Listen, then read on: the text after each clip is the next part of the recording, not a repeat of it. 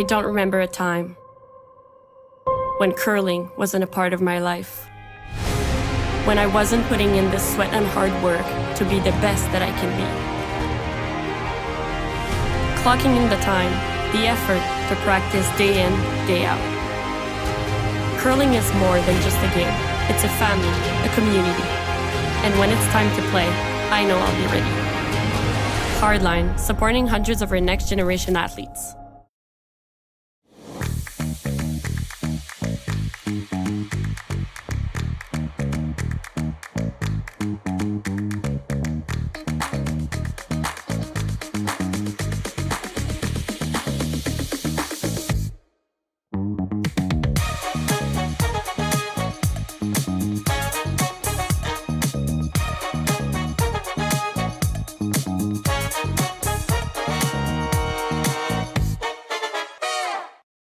We asked Saskatchewan what they know about 5G. More speed, more innovation. It's going to make our lives a whole heck of a lot easier. This is what 5G looks like. Better, faster. Sounds like one more G. Sounds pretty good. I don't know what it means. All you really need to know is the future of 5G is here and will continue improving through investments in network technology. Jerry had to pull a plug on a few games. I think just, I don't know if we had interest out there, whatever it was, but lessen the number of games.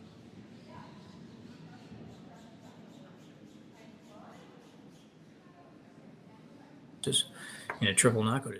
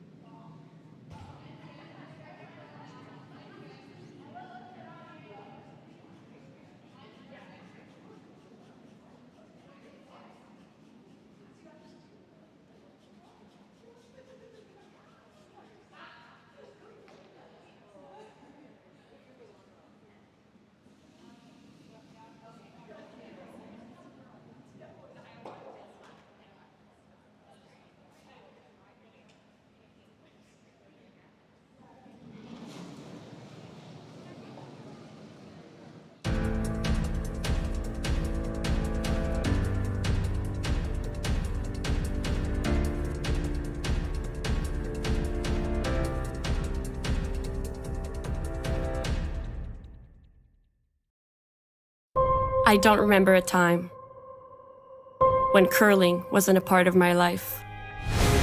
When I wasn't putting in the sweat and hard work to be the best that I can be. Clocking in the time, the effort to practice day in, day out. Curling is more than just a game. It's a family, a community. And when it's time to play, I know I'll be ready. Hardline, supporting hundreds of our next generation athletes.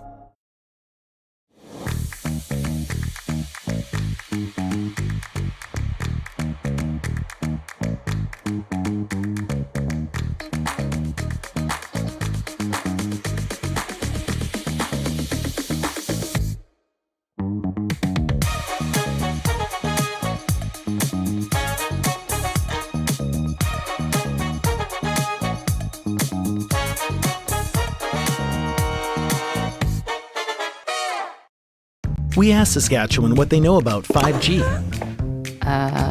More speed, more innovation. It's going to make our lives a whole heck of a lot easier.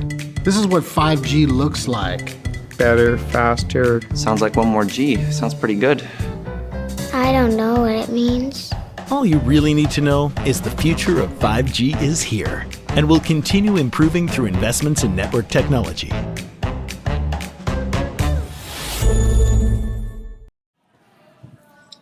Good afternoon, everyone, and welcome to the semifinals here at the Curling Stadium, Martensville International Spiel.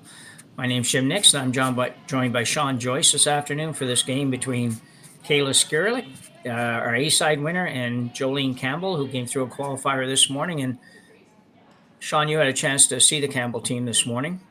Yeah, I did. They played really well this morning against Nancy Martin. Got off to a quick start. But they had the hammer in the first end this morning. They won't have it here this afternoon. Skrlik, by virtue of being the A event qualifier, had the hammer here. We got a chance to peek a little bit at the practice session before the game started. And always interesting to note when the hammer's predetermined just how they played it. They still played pretty much the same practice session. It was all draws to the middle. So yeah, that is interesting because back in the day before we had that determining factor, most of the time we drew up. We were all over the sheet. So yeah. Somebody was supposed to remember whatever part they threw on, but it didn't always happen, but still. Yeah, and you will see some teams do that now. Here in this particular event, it's just the practice session is one stone up, one back for each player. And then if you were throwing the draw to the button, you throw the one that counts for measuring it to see who's got last rock. Again, predetermined here. So the Campbell team starting us off with the Redstones. They threw the center guard. The attempted come around is short. So we're going to have some rocks in play here in the first end. Yeah, I think Skrlik likes to play with some rocks in play anyway. I did see I had one of her games earlier this week, and she played very well. The team played well, and she particularly played very well too. So, yeah, Shawn just mentioned this particular game. The other game going on right now is the other semifinal between who have we got here? We've got Amber Holland and Corinne Brown, and those two teams both came through the B side, so they would have had a draw to the button to determine their win, their last rock thrower in the first end. It's a good shot there by the Campbell squad. Nice come around. Probably could still see half of it, but a little dangerous with stone and then no tick zone to go after it. So Jerry Lynn Ramsey being asked to come around from the other side.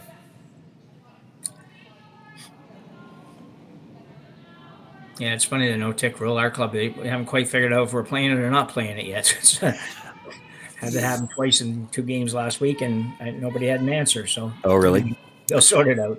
Yeah, it's not a real competitive club. They don't know a whole lot of people playing real seriously. So, I think the recommendation was when the rule first started that it not be used for club play, and most clubs that I'm aware of have stuck with it that way. But it's one of those things that if the rule becomes the rule and stays that way, eventually, I think you'll see the clubs pick it up as well. Yeah, I would expect that's probably true. So, Jolene Campbell asking second stone Rachel Erickson to play the intern come around here. This actually still lead. Campbell is playing. Campbell's shorthanded. Oh, so okay. Dana's throwing 3. Rachel throwing three. Sorry, Jim should have let you know that up front. Abby Ackland, normally the third for the team, not here this weekend. So they've been playing three all the way through, as far as I understand. And with the game this morning, they qualified last night. This is game number 8 for them. Wow. Yeah, in an 11-team field, that's a lot of games. Well, it sure is, yeah. And Skrlik would have played 3 in the qualifying round, and that was it so far. So she only played 3. But the nice thing for the Skrlik team, we've talked about it before, Jim. I know in previous broadcasts and other events, when you play these triple knockouts, a lot of times the A event qualifier has a full day off. Exactly, this time, the qualifier was yesterday morning. So, yeah, I guess granted they did have 24 hours off, but they didn't go a full day without playing a game at least. Yeah. And you're right, they've only played 3, but I always feel like it's that day that they don't play a game. Usually they qualify Friday, they get a practice session Saturday, and then they come into the championship on Sunday. And it's tough when you're on a roll to keep it going when there's a whole day where you didn't play a game. Well, I think you're absolutely right. That's quite a debate all the time about, people would generally say, well, if you can guarantee that I'm gonna I'm gonna win on that day off, then I'll play a game. I'll have to play a game on that day, but you can't guarantee those things. So it is a bit of a debate either way, though, whether or not that day off is helpful for you. Yeah, it's one thing is keeping the momentum up, and the other thing is that they usually condition these rocks before an event starts, and they will straighten up ever so gradually as the event goes on. Well, if you keep playing, you stay used to that. If you have 6 or 7 draws off between games, it's a pretty sudden adjustment for you. No, for sure, yeah. Okay, so this will be the third, I guess. Rachel Erickson throwing now. Is that right? Have I got the right person? Yeah, I don't know. It is second/third. I don't know. I never know what to call them when they're when they're throwing 3-handed. She's still throwing. I'm going to go with lead and third. I'm just going to go that way. Okay.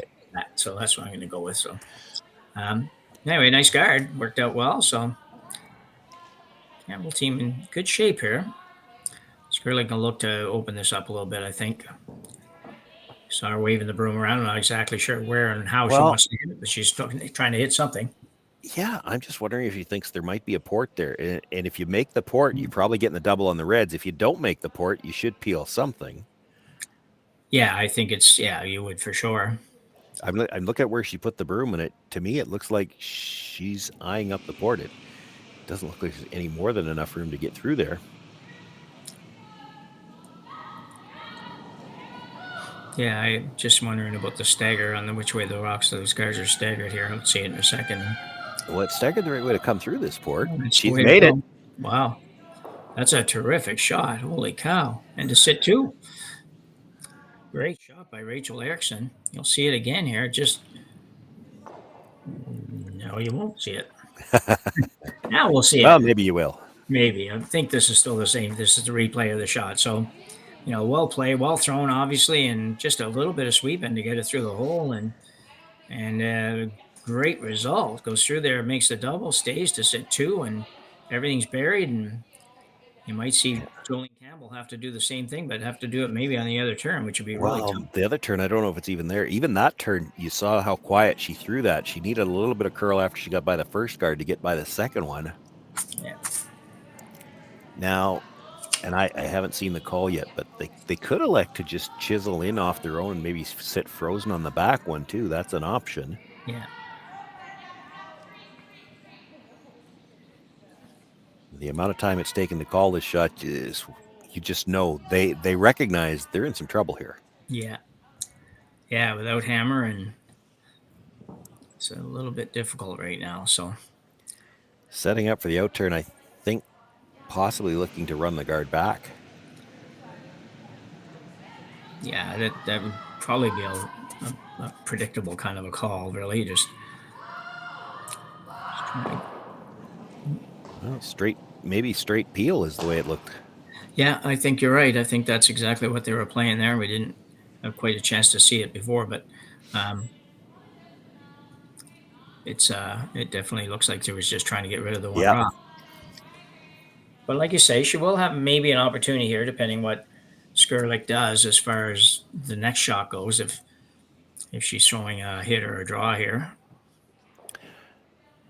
Looks like she's hitting the third shot stone trying to roll across. There's definitely a double available in the middle right now. Yeah, I think the hit would be the shot that I would be expecting to see here as well. Just a bit heavy clean. The other Skrlik. And Jerry Lynn Ramsey, who throws first, I believe. And first or second, I think she throws lead and then holds the broom for Kayla for her rocks. It's a good shot. Yeah, their initial indication was they were going to try to roll the other way, but that works too. There's choices for the double. Yeah. Looks like Jolene's looking at the flat double straight across to the one that was just thrown. Yeah, I think they're close enough together that that's a very makeable shot. And they are. Yeah. She certainly needs Rachel to make a good one here. Sweeper switching sides, obviously just throwing the other turn. You'll usually see the sweeper be on the low side, if you will, most of the time. Makes the hit a little thick. No, she got a little spin at the end, but who's got second?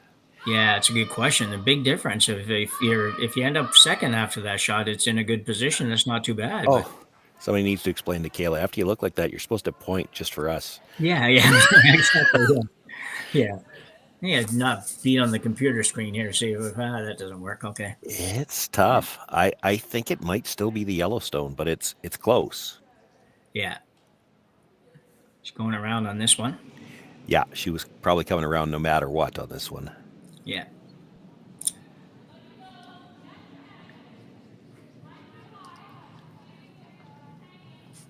This is Margot Fleming. Throws third for Skrlik.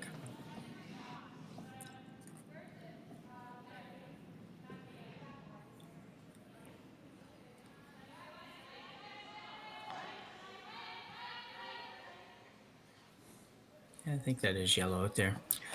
Not bad. I think it's, Jolene can maybe get to it if she wants. Oh, for sure she can get to it. It's whether or not she can make any kind of a double. She's looking at the flat one. And again, she doesn't have to move that second rock very far. Yeah.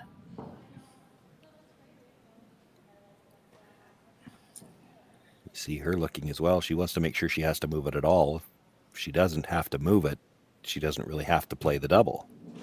Exactly. Tough situation when you don't have hammer here right now. It's you're just trying to figure out how to minimize the damage, really. And you get out of this with even a deuce right now, you'd probably be quite happy. But I'm sure she'd rather get out of it at just 1 point. Steal's probably going to be just about impossible at this point. Yeah, it would be really tough. I mean, it does look like if you needed to, you could get across the face of this. Now, with the broom that she's put down, I don't think she's throwing it quiet enough for that, but I think you could get across the face of this and roll under. Yeah, I think you can too. That's what, when I first saw it, I was thinking that. And then I thought, well, if you do that, you're probably, with the weight that it would take, you're not probably going to remove the back one, but no, be behind the guard. So, and I think if you're, well, this is quiet, she might be playing that. That's holding. Line's holding.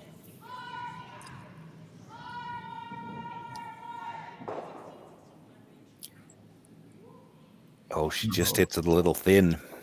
That was really lucky to not at least touch that yellow one. Even just a little feather on that yellow one would have been good.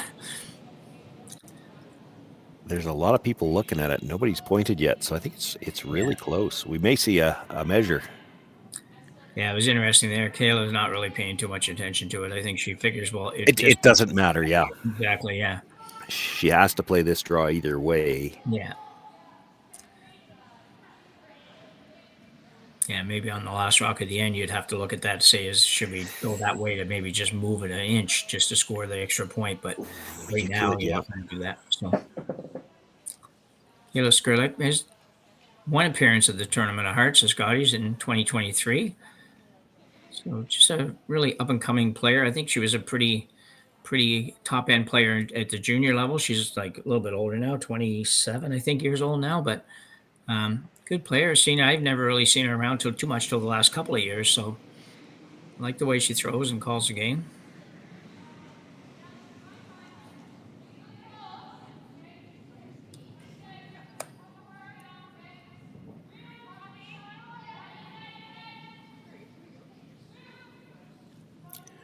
Probably looking to put this in a similar spot to the last one. You just want to get the edge under the guard.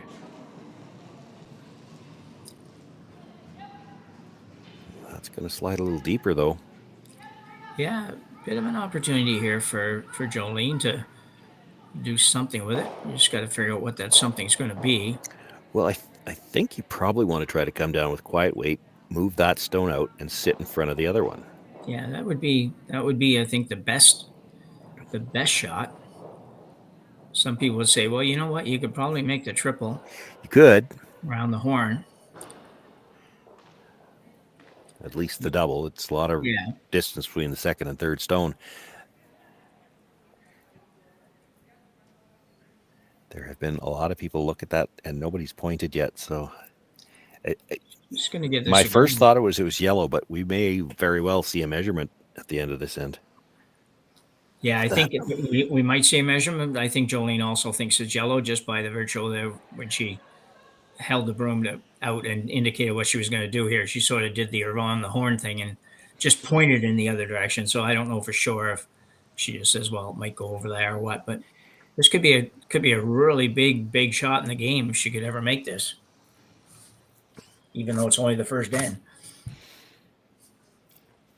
There's some risk here. I mean, if you're trying to play this thin double, you're almost missing the first stone. Well, you miss the first stone, you might pick the back one, but you're rolling out for sure. It's a chance for Kayla to get 3 here in the first end. You really need to make sure you make contact with the first one. Yeah, I agree. Yeah, just gonna switch sides here, try to get a little bit of curl. Not sure where that rock is. Ooh, there you go. Just what I just described. Yeah. Yeah, it didn't really come too very close to that top rock, actually. I thought she might be a little bit closer than that because there didn't seem to be any kind of panic in trying to make it curl or anything. So Kayla Skrlik with a draw for what could be 2 or could be 3. We're leaning towards 3 probably, but it's 2 for sure. Yeah. Like the thing about that last shot for Jolene, if you're not going to make sure you hit the first one, she could have actually hit the back one and tried to roll behind the shot stone. Second shot that way and would have made it a tough draw for 2. Yeah, you're right. Definitely the key to that was at least hit the top and give yourself a. If you're playing the top one there, you got to make sure you make contact. Yeah. Sweeper's just kind of keeping this one clean, or at least they were. Yeah, it's got a lot of room yet. There's no piece of the back one yet. No, it's sliding. This you may be able to get this out. Going hard. And slides too far, I think. Oh, we might be measuring 3 rocks here. You might, yeah. So we know that Skrlik has 1. We'll hold on here for a second to see what they decide here. The overhead, I was going to say, the overhead makes the back one look like it's definitely not going to score. So I think the measure is for 2, Shawn. That's my prediction here, 1 or 2. I don't think the 3's in play. I think the back one, I think the draw went just that little bit too far.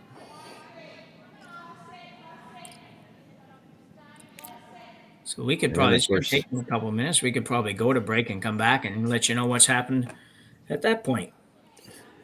Anytime you.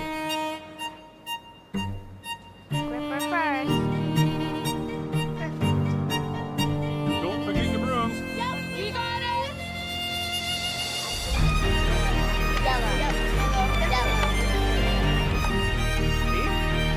Come on up. Well, what do you got? You got 1, you got 2, yeah. Just one more throw, please. You make moments like these possible. Handcrafted in Canada, Hardline's Ice Pad has revolutionized curling for over a decade. Engineered with top-tier precision and durability, it is backed by an unmatched 10-year warranty. Designed for curlers at all levels to sweep effortlessly with maximum efficiency, it is trusted by the world's best curlers, including Olympic and world champions. It is quite simply the best broom in the game. Hardline. Join the revolution. Saskatchewan, you know. Before we can go back. Oh, we're back. We're still attempting to figure out the score here in the first end. What we know is that Skrlik is going to have at least 1 point And we are currently measuring, I think, for number 2. It is possible it's measuring for 3, but I think it's for 2. Well, this could be a huge measurement, too. I mean, Kayla Skrlik got into the hacks with her last one thinking, well, we're drawing for 2 and we'll measure, we might get 3. Yeah. If they lose the measure, this could be a single. That's right. And how huge would that be for the momentum in this game?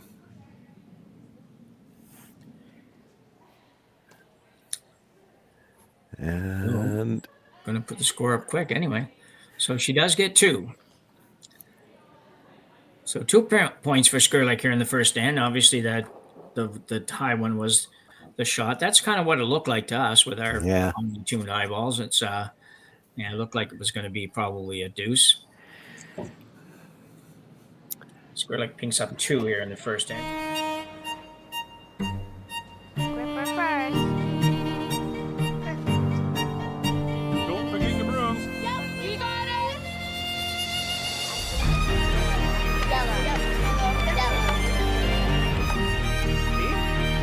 Come on up. Okay, well, what do you got? You got 1, you got 2, yeah. Just one more throw, please.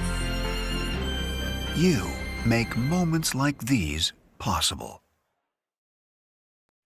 Handcrafted in Canada, Hardlines Ice Pad has revolutionized curling for over a decade. Engineered with top-tier precision and durability, it is backed by an unmatched 10-year warranty.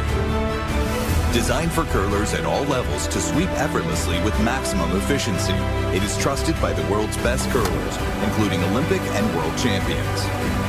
It is quite simply the best broom in the game. Hardline. Join the revolution.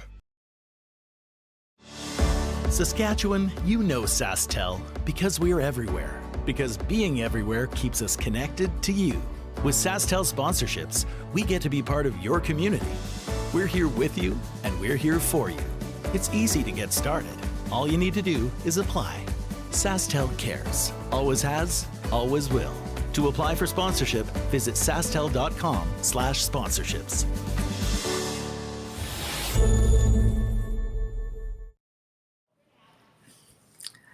And after a measure in the first end, Kayla Skrlik picks up a 2 to take a 2-0 lead here after 1 at the Curling Stadium Martensville International event in one semifinal.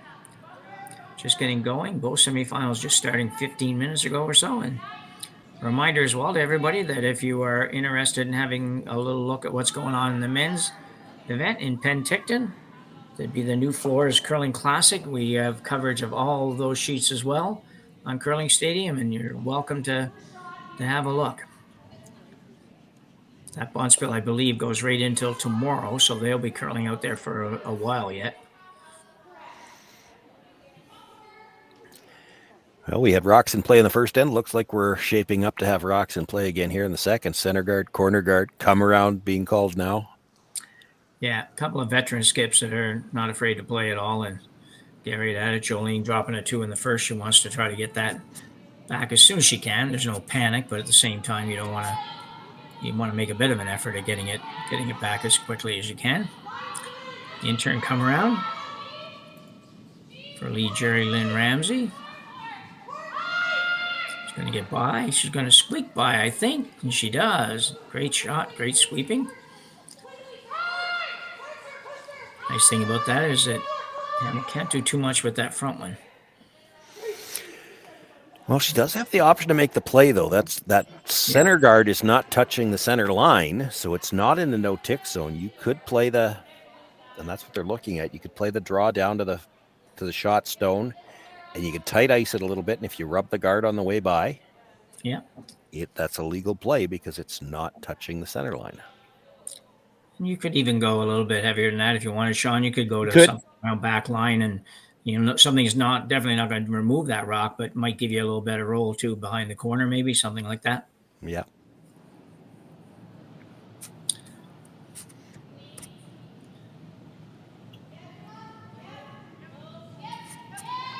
There's a former East Coaster from Summerside PEI. Moved out here a few years ago. I don't know exactly when, but out turn. Just playing a little rub. probably wanted more weight than that. She's just going to touch the stone and both of them stay in front of the rings.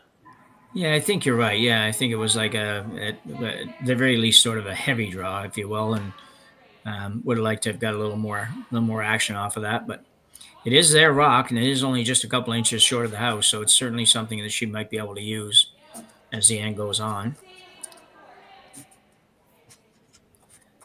Skrlik's going to ask her, be her sister now, Ashton, to throw this shot. I didn't see the call. I'm not sure if she's going around or if she's going short. Yeah, I think the call was to come around again. Yeah.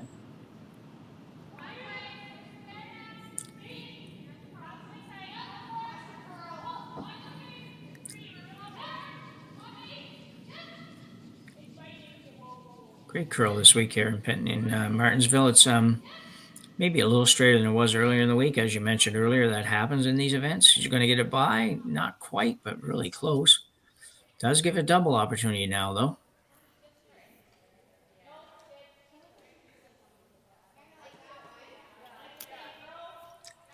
A couple of different ways to make the double. She's looking at the guard. It's probably the more dangerous stone than the one in the 8-foot, but a little more distance between the guard and the stone in the 4-foot that she needs to get out as well.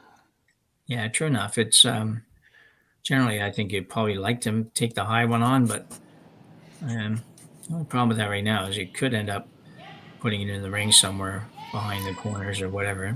Might not get it out. Danger here is if you jam this, your shooter guards the other stone as well. Yeah.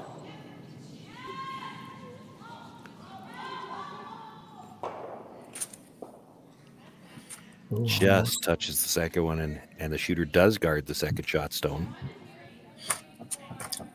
Not quite as aggressive on some of the carving and trying to move rocks around as we've seen from some teams. That one there could have maybe worked out a little bit and got another inch of curl, and they would have made that double. Yeah, I think they just missed the line call, really, because they were sweeping actually to hold it straight. They did touch the second stone, but they needed to get it quite a bit thicker if they were going to get it out of there. Yeah.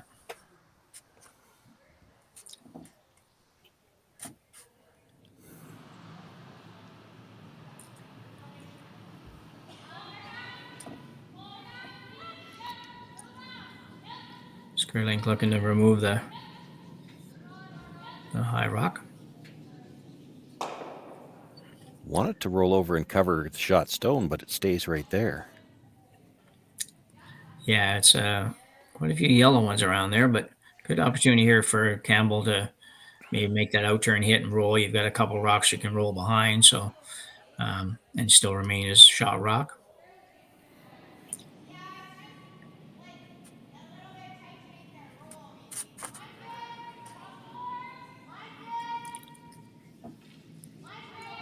Quite a bit of room there, actually. She looks like she's questioning that a little bit, but I think there's room. Yeah, I imagine the discussion is how much weight do we want to throw in and how far do you want to roll? The short roll is, certainly looks the easiest, but then you're rolling behind your opposition stone. If you could, you'd love to roll all the way across underneath the red corner. Yeah, that would be definitely plan A, I think. And you definitely want to make sure you know what plan A is, because if you're thinking either or, I think if you roll right in between them, there's enough room to get between them and make a play on this stone. So you've got to have a clear thought in your mind which one you're rolling behind. And Dana Demons working this one pretty hard. Should be close, I think.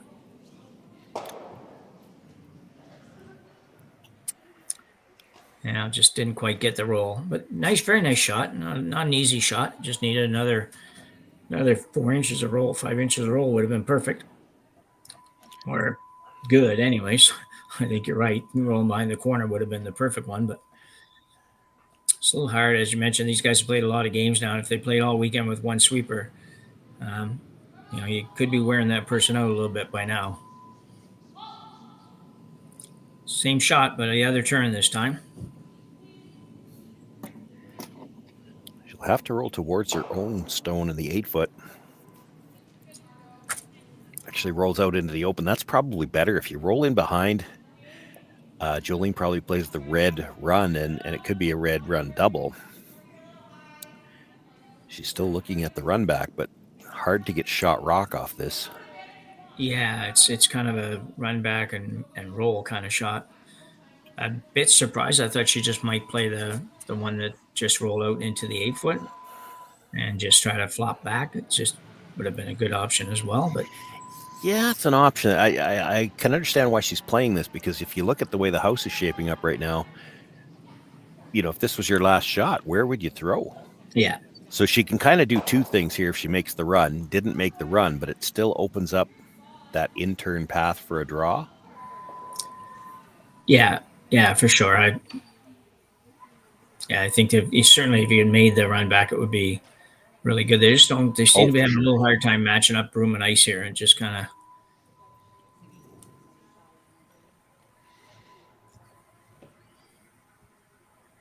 So Margot Fleming now will be playing the in-turn draw around this, and so far it's pretty much controlled by Skrlik. Campbell's been chasing a little bit.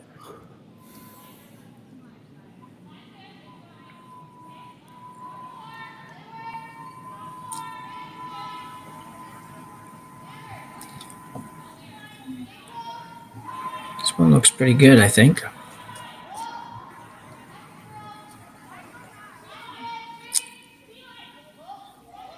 She really didn't want to go back there. No, it's going to slide a little deep. Yeah, so a really good opportunity for Campbell to kind of get out of this a little bit and, come right around that same guard. Yeah, perfect world. You go maybe above the tee line a little bit and fully buried, but I wouldn't be horribly upset if I ended up with a perfect freeze here either. Just take a little bit of the heat off at least.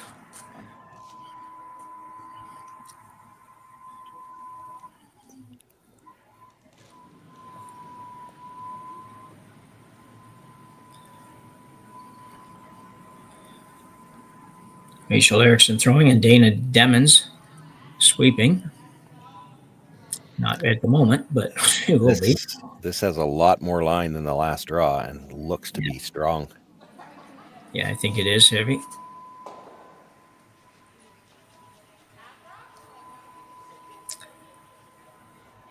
Well, the good news is you have a rock out there now, I guess, but the bad news is it's fourth shot. Yeah. And if Kayla makes this good, it's going to be really tough for Jolene to kind of get in there somewhere. She might have to, if Kayla makes a good draw here, Jolene might have to play the angle / on that red stone just to make sure she's got a shot with her last one. Oh, I think you're right. Yeah. Even if she doesn't make the angle run, she's got to get that red one out of the way to make sure she's got a shot with her last one. Yeah.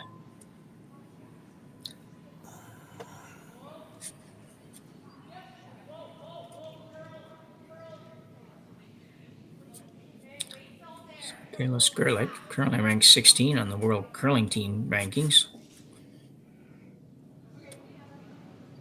Not too shabby, really. So when they come around,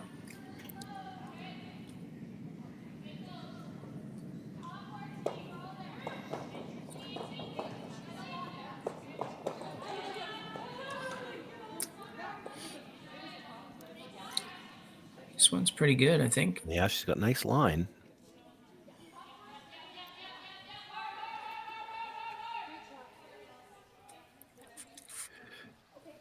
A really nice shot. Not quite buried, but buried enough, I think, at this point, because Rainbow really can't. She goes after that. She's not going to probably get much out of it, but if you really want to finesse it, I guess, Shawn, you could probably play it with a backline, or not backline, maybe a hack weight sort of shot, and just hit and roll behind your red one. It might not be shot, but you'd be number 2, which right now would feel better.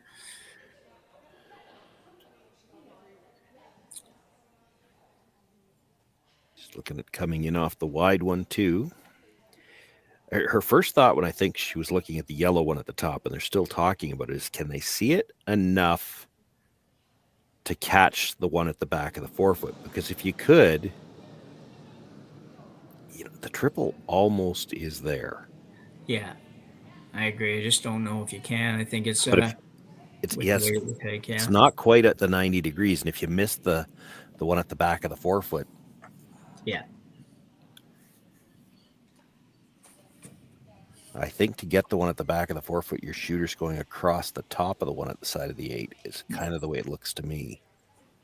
So Jolene's trying to go through all of the possibilities in her mind here and try to figure it out. And if she were to throw the hit on the yellow, she's looking at, well, I could kind of make that double. It's you make that and you're at least sitting number 2. It's a possibility. You could still play the red shot, the red rock as well. It's just, it looks a little tougher on the full length shot than it does on the overhead. But either way, it's not super easy. No, but that red rock's not helping you where it is. Exactly, it's actually hurting you. I'm also a little surprised the other option they could look at is play the yellow guard back. And even if you straight peel it, you should have something available in the last one. Like right now, part of the concern has to be to have a shot for the last one. If you ever just pick this one out that she just threw, for instance, she puts it back, and what do you even have to score on the last one? Exactly, yeah.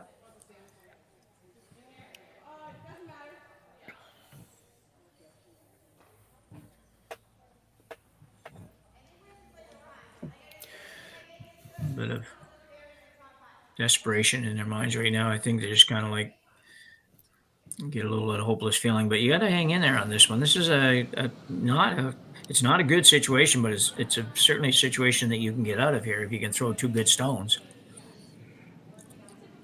Well, we're not looking at the house, but I'm thinking they just changed the shot because Dana moved over to the other side. So this should be an out turn now, and they were originally looking at an in turn hit. Yeah. So I think she's coming off the one on the edge. Way over in the 8 foot. Yeah. And trying to roll in towards the stone at the back of the forefoot. No. She's going down the finish. She's playing straight she's peel. Playing the guard back. Yeah, run double, whatever you want to call it. Yeah.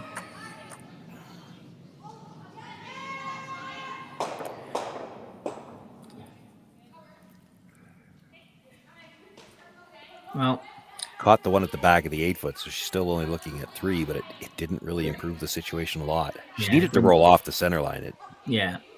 Threw that really nice with nice firm weight and great to slide, and just needed to get a little bit more out of that. Had to get rid of that. If her shooter could have rolled out to behind the guard or something like that, then she would have at least had some opening on the next shot. Yeah. Now she's going to be faced with probably the exact same shot she just had, and it's not going to be easy.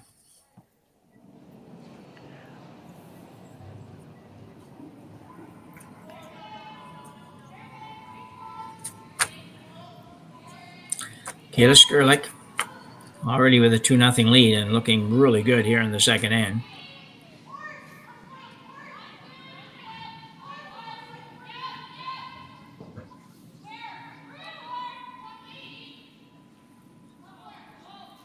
This has more line than her last one. Yeah, and more weight too.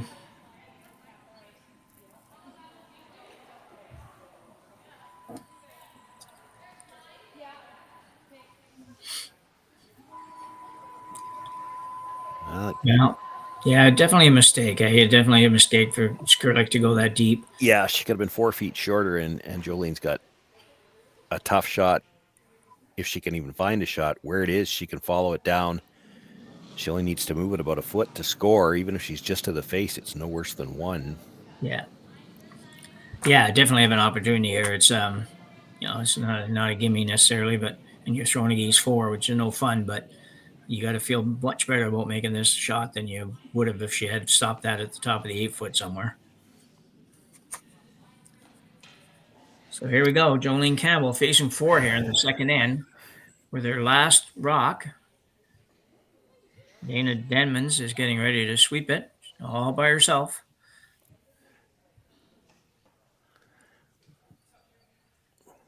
Now she still has to throw it as a draw. They did have a chance to play a similar shot earlier in the end, and I think it might have been Rachel was a little heavy, and she ended up tapping the yellow out. If her weight's not matched up to the broom here, she could stay on that you're definitely red right. stone at the top, and it still would probably be a steal of 2. This has got a curl.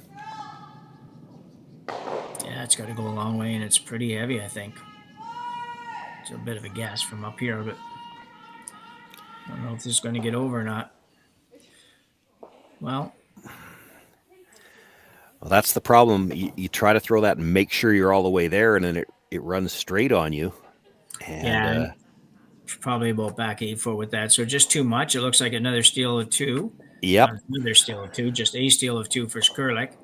And she will take a 4-0 lead after 2 ends here at the semifinals of the Curling Stadium, Martensville International. Imagine being able to stream every curling game from every sheet from any event, be it your Wednesday league game, bonspiel, or corporate event. Curling Stadium offers an all-inclusive streaming solution featuring high-quality cameras, ease of use, great reliability, and minimal installation. Offering your sponsors customizable ad space on your streamed curling games and being able to sell video packages to your corporate events for increased revenue. With Curling Stadium, you can stream to any device, be it your mobile phone, tablet, or computer.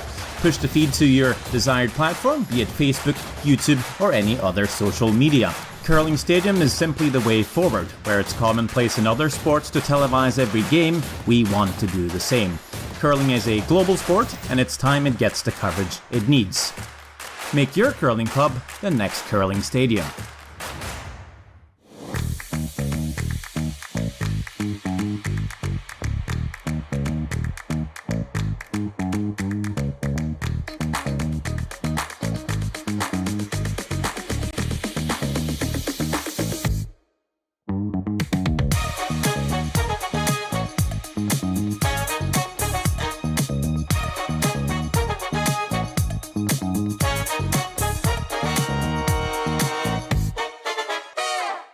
Join us this March for the House of Hearts Charity Bonspiel in Duluth, Minnesota. Help raise funds for Project Joy, who provides meals for hungry kids in our community. Every donation helps to ensure no child goes hungry. Join us and make a difference. Together, we can spread joy. Welcome back, everyone. We're getting ready to start the third end here. And Shawn, a rough end there for the Campbell team. What do they need to do to get back in this one? Score a lot of points. Jim, thanks for asking. No, listen, I appreciate the input. You know, it's early though. They do need to turn things around. They've struggled a little bit through these first couple of ends, and they need to find the draw weight and the line in particular. Like both of those shots, they had that shot that Jolene missed, and the way she missed, the exact same way they missed that shot earlier in the end. A little heavy, and it just ran a little bit straighter. Yeah, and they've got to start matching up the broom to the weight. It's early. There's 6 ends left to play, and they are a good offensive team, so they can put some points on the board. But yeah, well, they have a good start here. They managed to get the corner guard up in a pretty good spot. Skrlik won't be able to do anything about that for a couple of shots, and I imagine they'll try to either get another corner up or maybe come around that one. Who knows? We'll see what they do. I think you need probably more than one corner right now. It's like you say, it is early, but I never like going around just a single corner this early in the end. So we'll see what they play it, or see how they play it. Be a tight guard for the Skrlik team.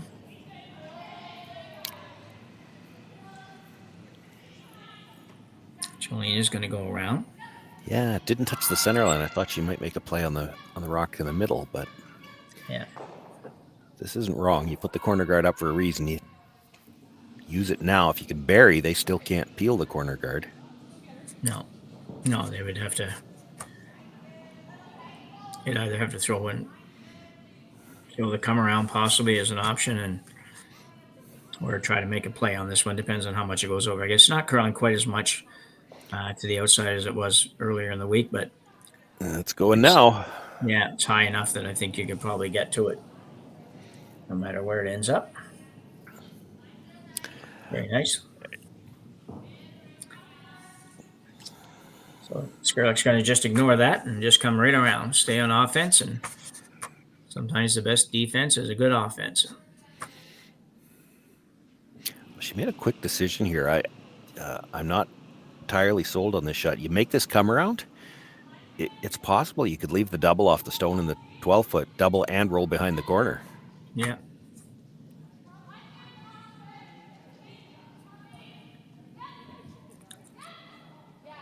Girls working pretty hard on this one. Get it by, I think. Gonna get by the second one. We've seen this team make a few of those in this game already. Perfect ice and weight combos.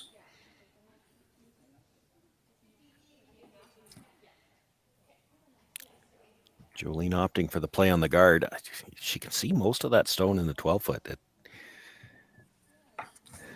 If it was later in the end, you'd probably play the double on the yellows and try to get the roll behind the corner guard. Yeah.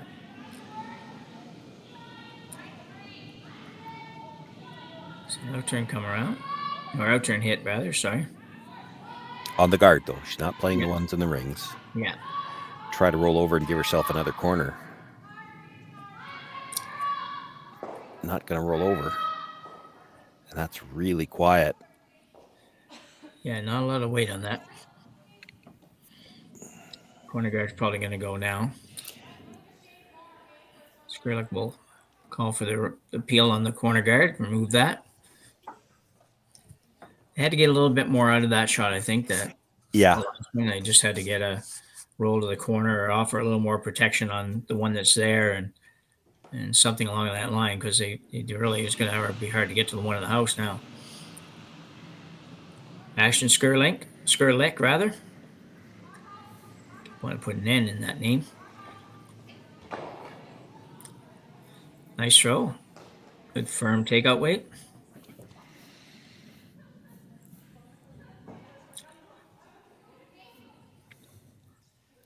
So he's not going to throw the corner back up. She's going to come right in.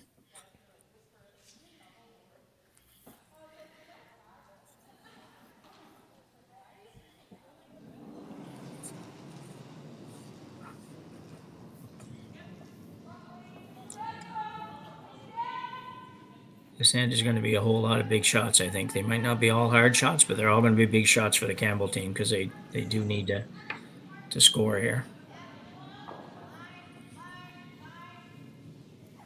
Yeah, she's got room on the out-turn side to go after shot rock now. So she's not that she'd play it now, but that's why she can play this. She knows she can get at shot rock later on. Needed to get a rock in a position where Skrlik couldn't do anything with it, and this is way short. Don't know if that picked or what happened to that. Yeah, I don't know. It didn't really look like a shot. It looked like the sweeper kind of got on a little bit, but didn't really commit much. I think she thought it was pretty light right out of the hand. Not too helpful. Skrlik will look to remove the one Campbell stone that remains in the house. She'd like to roll in behind cover here. This stone, if she can roll in behind, would be in front of the tee line. The shot rock right now is behind the tee line. Yeah.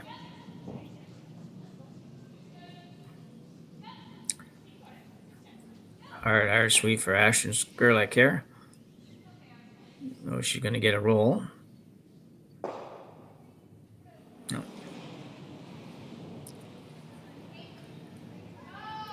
Well, he's going to persist with the draws here. She really, to be honest, they're going to make some of these to get back in it. So you're kind of committed here. You've got to play the draw. Whether you play that, you could still stick to the other turn, and that's what they're talking about now. Like, you don't actually have to come down to that one. You could come around the other side, just bury at the top of the button. You still got a shot to get to that rock later on. Yeah, for sure.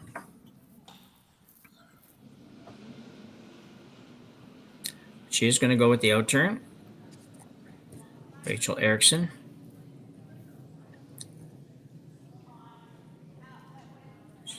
She's quite light on her first one, and she's close on this one. It looks a little bit heavy.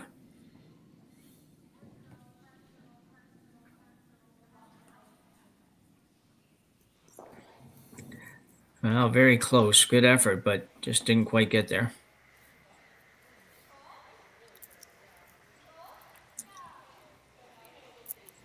Skrlik will look to remove this one and probably could roll even away here, but I think if she ever could roll a little bit inside, she'd be above the tee line, and Campbell would be in big trouble. Yeah, splitting the tee line at the worst, I think, here. Yeah. Oh, that did not look good.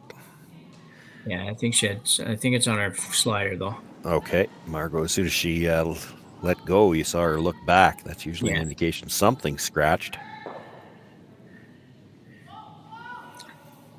Campbell with another chance to kind of get out of this and create a little something. 2 is a very possible option here. You just just got to be able to make a good shot here and get that little inside flop and be sitting one. And you might have to make a draw to the edge of the pin for your second one, but at least you'll have an opportunity. Well, she's got that rock at the edge of the 8-foot she could come off of too if she had to. So this is pretty much a case of just throw the exact same shot you just threw and just try to chisel in off that one a little bit. Yeah.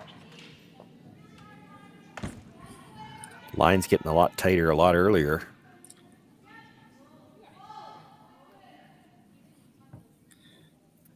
A little more weight, and I don't think they caught on to that. No. It's not in a bad spot, though. Yeah, pretty good spot for sure. It's just, she can probably pick it out by throwing it hard. Could get to the that's face. tough. Yeah.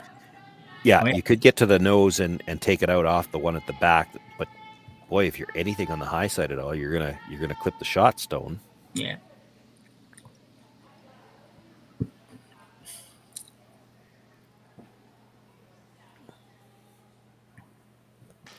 Get ever just so slightly to the inside here, you will jam it at the stone of the back of the 8-foot. It might still spill out of the 8.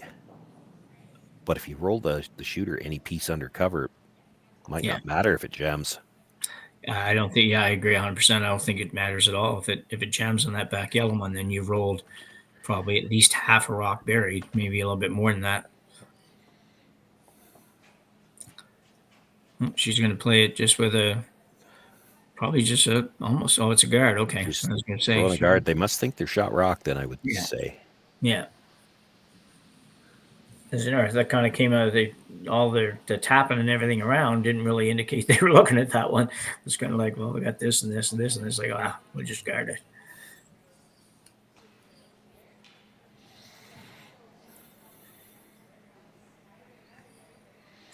Nothing wrong with this call for sure. Yeah, I'll be honest. I don't imagine Jolene's unhappy with this. I mean, this puts 3 in play.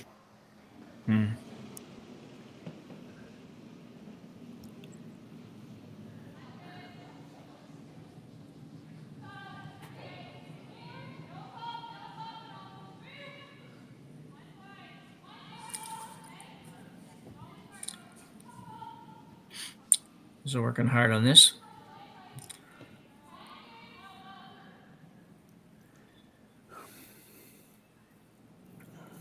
Now, I would imagine Jolene's coming around the other side.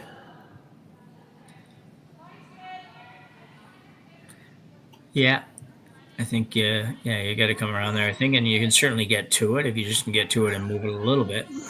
Do you want to on the first one though? If you come right to it and move it, you're behind the tee line. Kayla follows it down, and you could be in trouble. But if you could get just top corner of the button and half to 3/4 behind, like you've still got enough to tap it up.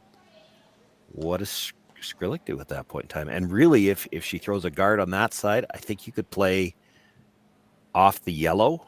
Yeah. It's fully in the 8-foot, come across, touch that red up, and at least get 2. Yeah. Yeah, the outturn they'll hit and roll tap. I'm not sold on that guard that it was a good call. Yeah.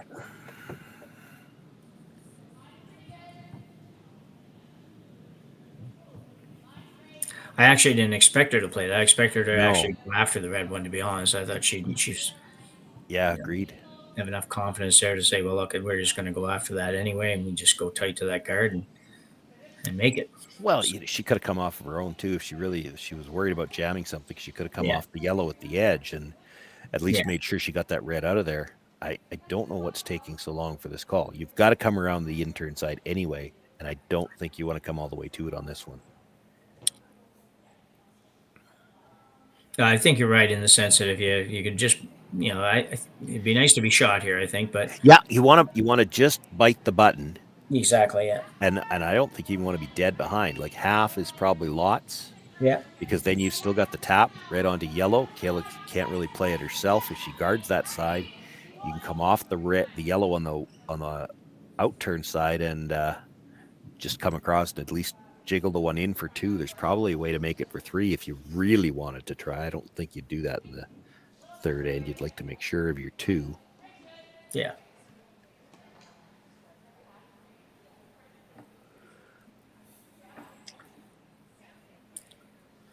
So Jolene Campbell with her first in the third end here.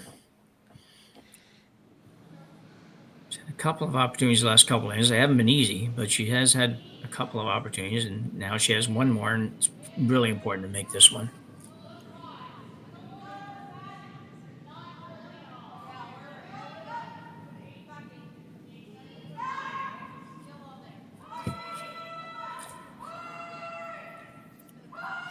Going to be on the guard, I think. Just barely. That was a pretty nice weight on that, I think, Shawn. If she'd have been able to sneak it by there, she might have been a little bit deeper than we were talking, but it would have been really close to being a dandy. As it is, she's in potentially a lot of trouble again. There's a double there, and if Kayla makes the double, her shooter's going to be splitting the center line. I don't know that you could get to the back one. You're going to have to draw cold to the very edge of the button. Yeah, for sure. And she doesn't even really have to get the red out. She just has to move it an inch. Yeah, no, it's just more important to come into the side of it. She doesn't even have to move it. If she gets right into the side of it, I think she's sitting 2. And Jolene would have to draw cold to the edge of the button.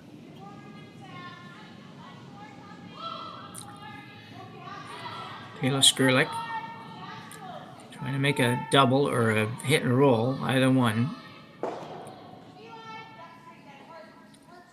That's just about perfect. Like that, yep. Yeah.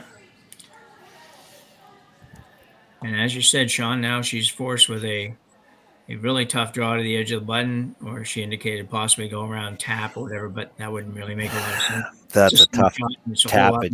A whole lot more to work with on this side. Well, and this is essentially what she just played. She's going to have to take a little bit more ice because she has to get by not only the guard, but that stone that Kayla just threw. Yeah. However, she did just throw this similar pass. She knows she was close on the weight. As I mentioned at the start of this end, all the shots in this end were big shots, none bigger than this one. This is one to really keep you in the game more than anything else.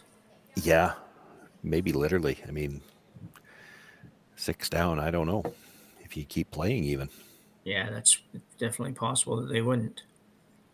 Especially after 8 games and you're pretty worn out anyway. So Jolene Campbell, in turn draw. As we said, just pretty near the same shot she just threw. And pretty darn close to the same weight. See if Dana can keep it out there for her long enough. Second sweeper out to help. We're going to be really close. Gotta go. Wow, great shot by Jolene Campbell. That was not much to work with there, and a game-ending shot if you don't make it. So, terrific shot. Campbell picks up 1 here in the third and trails 4-1 after 3. I don't remember a time when curling wasn't a part of my life. When I wasn't putting in the sweat and hard work to be the best that I can be. Clocking in the time, the effort to practice day in, day out. Curling is more than just a game. It's a family, a community. And when it's time to play, I know I'll be ready. Hardline, supporting hundreds of our next generation athletes. We asked Saskatchewan what they know about 5G. More speed, more innovation. It's going to make our lives a whole heck of a lot easier. This is what 5G looks like. Better, faster. Sounds like one more G. Sounds pretty good. I don't know what it means. All you really need to know is the future of 5G is here and will continue improving through investments in network technology.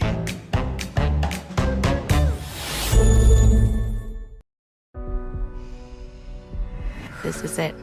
It all comes down to this rock. The hours in the gym, the weeks away from my family. This is what I've been training for. And all those voices trying to tear me down, I'm here to silence them. We've given everything we have for a chance to get everything we want.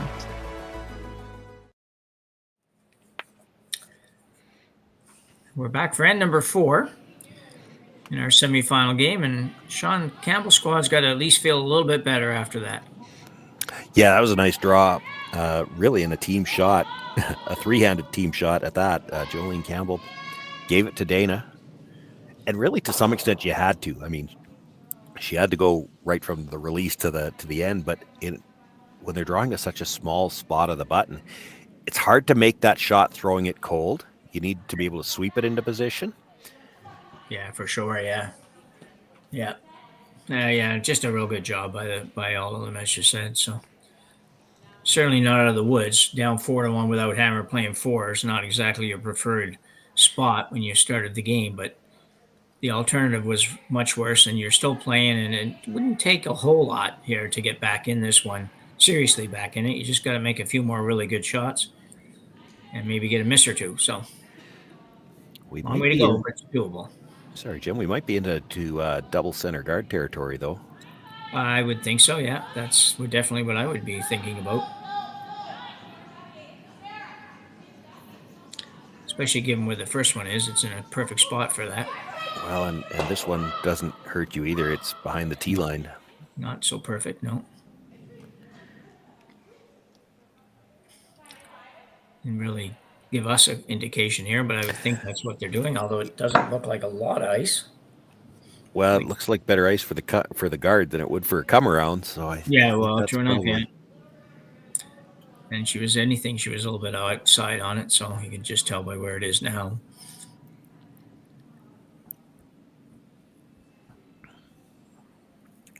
It's going to be good, I think, to get it to the line. I don't know if they quite got there. I don't know either. It spun a little at the end, so it's close. Yeah. It could have taken just a little tiny bit more effort to get it there. I think those little things sometimes add up. It's tough, though. You put a little more effort into it to get it to the line, and you close the gap between the two center guards for when the double peel can happen. You definitely do. That's for sure. Skrlik playing the come around. Yeah, if they're not playing the tick shot, then I don't think you wanted to sweep it at all, because they can hit it on the next one anyway. Yeah.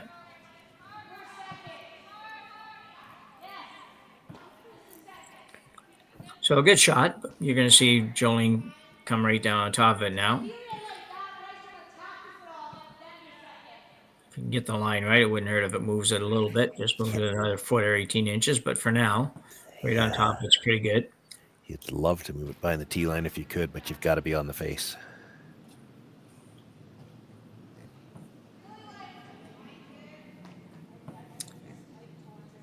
Dana Demons.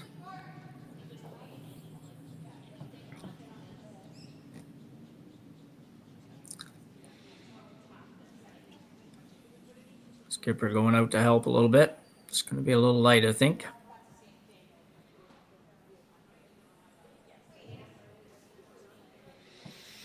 Really haven't been able to find that draw weight real good. They've had a few, but for the most part, they've been kind of up and down pretty regularly. Well, they had to play a late game last night to qualify. The C qualifier was last night. Had to play this morning, and this is their, what did we say it is? Their 8th game. Yeah. In an event that started Friday afternoon. Like, fatigue has got to be climbing in here.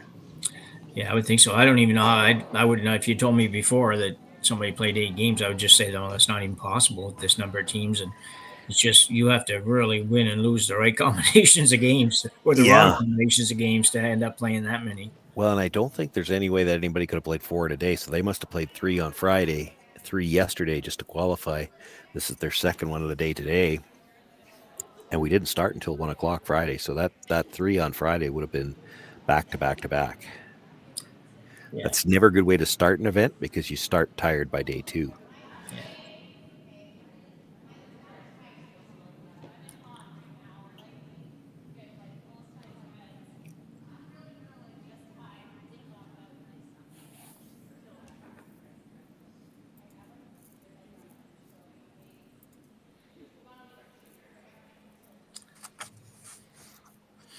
Well, we got some rocks out there. The bad part is they're close enough together that you might be able to get rid of a whole lot of them in one shot.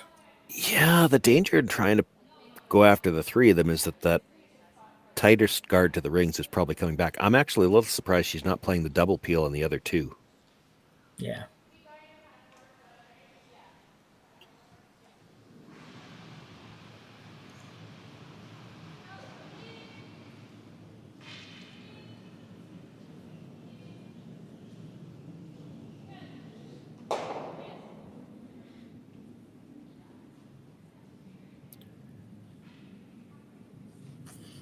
Well, she only got rid of one. Yeah, no, she had to play the straight peel, and she was playing it that way. So you've got a situation for Campbell now where does have a couple guards to work with, and they're very doubleable, if you will. But yeah, she's only going to have a couple of guards for one more shot. Yeah. She's coming in, and then double peel is hard to miss now.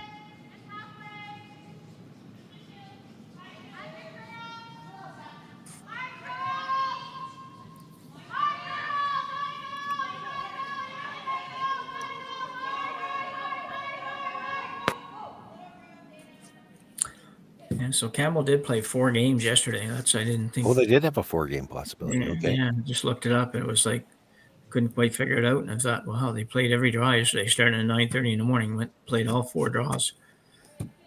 That's a very nice shot. It's not shot, but it's a start.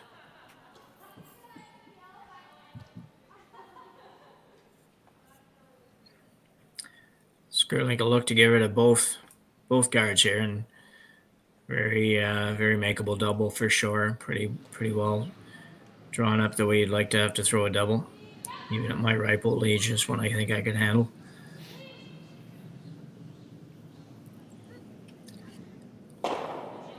There they go.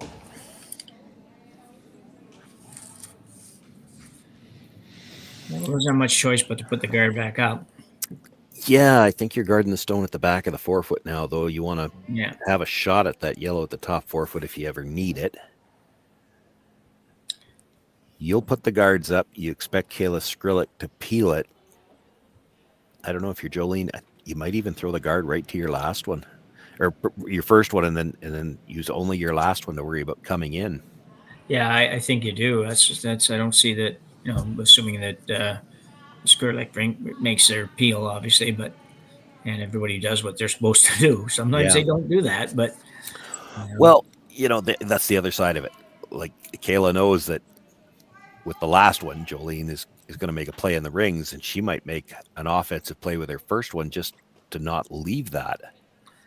Yeah, she showed us that she was looking at playing it here, actually. Yeah.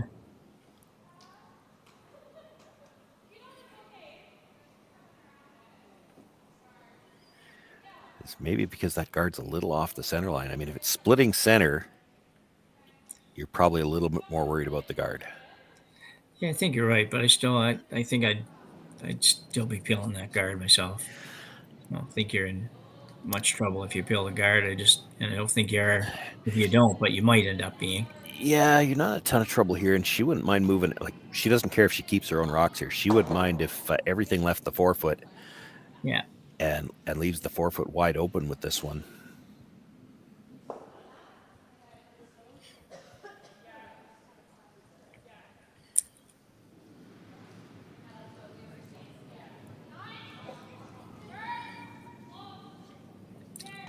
Margot Fleming, their final stone here in the 4th end.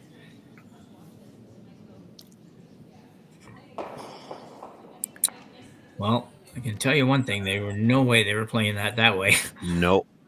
They got away with it. They were lucky to get away with it. Actually, if she makes a shot a little bit better, it jams, and it's not really going to do much for you. So, well, it does switch things around to now where they're looking at a force at the very least. Yeah, it switches for sure. Yeah. Steel's not out of the question. You'd love to have that guard splitting the center line, but you can still get a piece of the button buried. Yeah, I think where you're looking here, just probably top button, full 4-foot, or at least at around that guard. Yeah. Yeah, the guard's a little bit long, and like you say, that center one, it would be much nicer if that was on the center line, but make a good one here, though, and you put some heat on.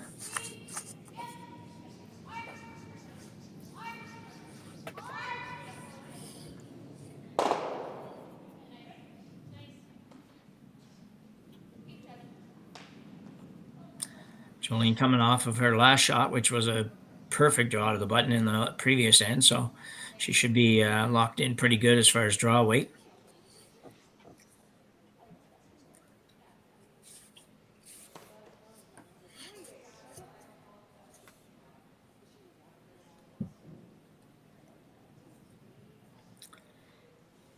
Jolene Campbell.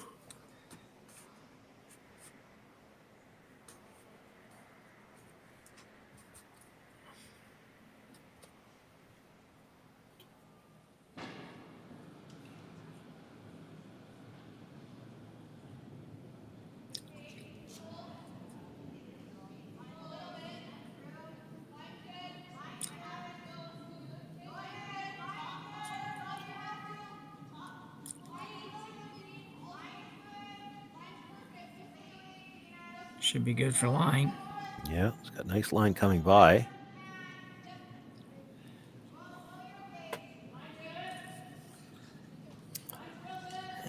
That's good. I can't see the guard yet, but we will in a second. It seems to make well, Skrlik's going to draw anyways. Yeah, I wouldn't have minded bringing that just a little farther back if Skrlik manages to freeze the back when she's taken both of those away. Yeah, no, I'm with you on that. It would seem like another foot or so would be a better spot.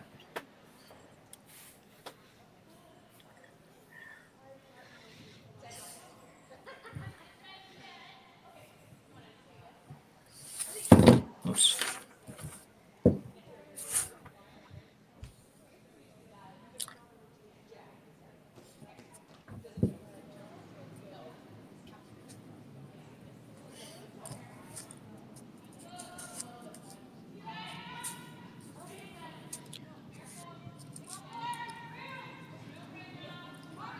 Both brushers cleaning, but it still looks like a lot of line. Yeah, it's out there quite a ways.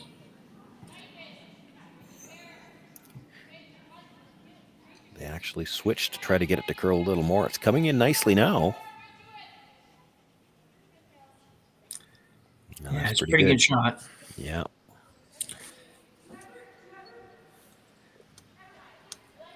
Jolene has to be careful here. You might want to make that little tap and roll in behind, but that's going to be really tough. If you throw this just a couple feet too heavy, she's going to end up with a wide tubes. I think she's looking at hitting it. Oh, okay. She's got to get a sliver to the inside if she can. It should double it out off of her own, but no, she's just playing the heavy draw. This is tough. Oh. It's like you said, if she's any on the outside of this at all, she's leaving a shot there for two. Yeah. I thought she'd play the straight draw myself. I just figured it'd be a draw, just get to the nose or a little bit on the inside of the nose. Whatever one you're going to play, you need to make it here. So that's the key.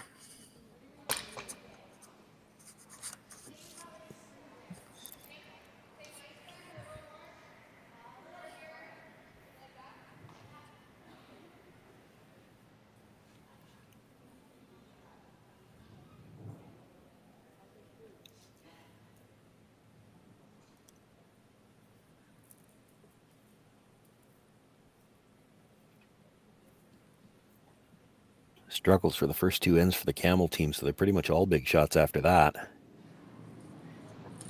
Yeah, you're right. Can't afford to fall any further behind. She's not throwing this one very hard, that's for sure.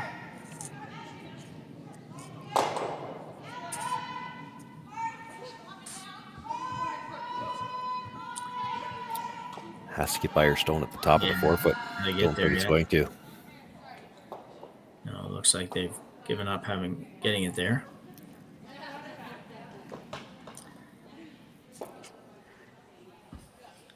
Not the best result for Jolene.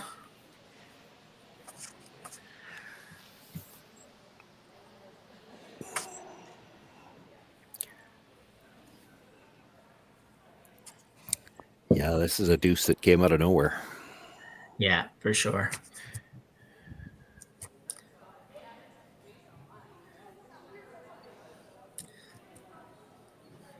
It's kind of been that story of the day, though, that for the Campbell team, they've had some outs where they could have got out. They just haven't been able to make that big shot consistently to pull that.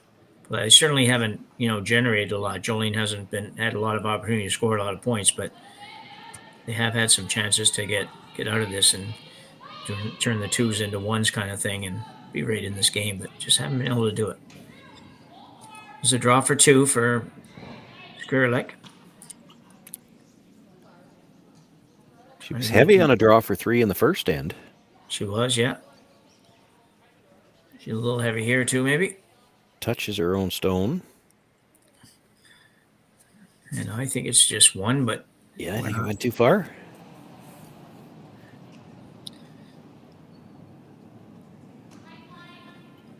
We'll see what we got here, and then we'll...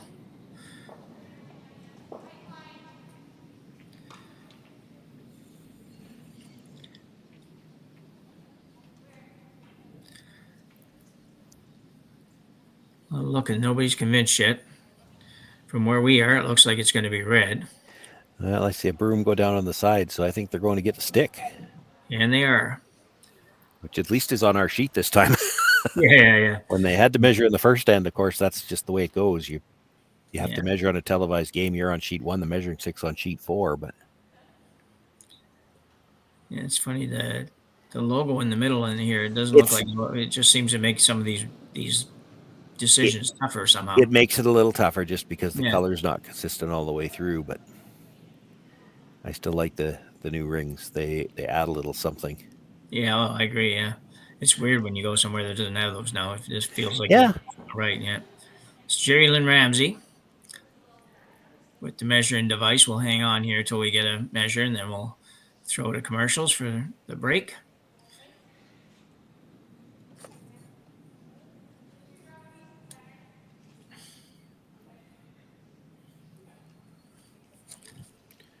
Latest score we have in the other game right now is still just 1-1 after 3. I don't know where they are on their end, but...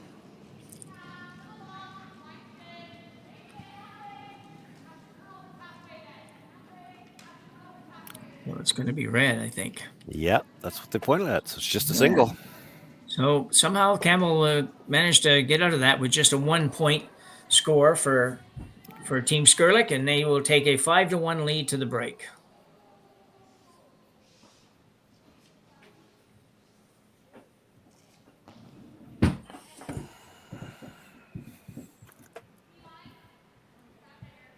For over 20 years, the Sandra Schmirler Foundation has granted more than $9 million to hospitals across Canada for life-saving equipment for premature and critically ill babies.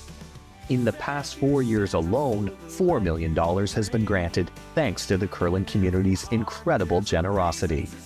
The need continues year-round, and with your help, we can ensure every baby has the chance to grow up and become a champion, just like Sandra.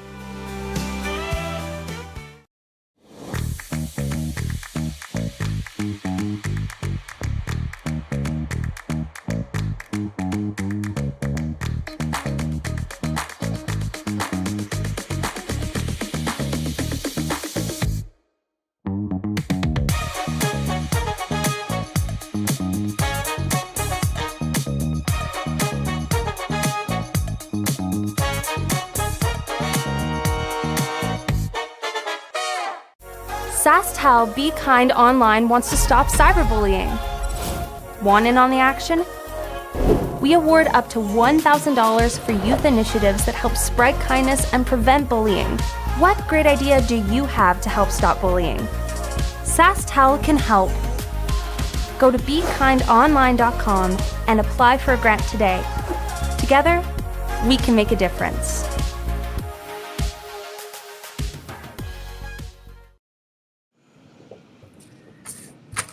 So, Shawn, we got 4 ends down. Team Campbell hasn't done much here to kind of generate any offense. You figure they can turn this around? Well, they're going to need to. Jolene did make a nice draw to bail the team out in the third.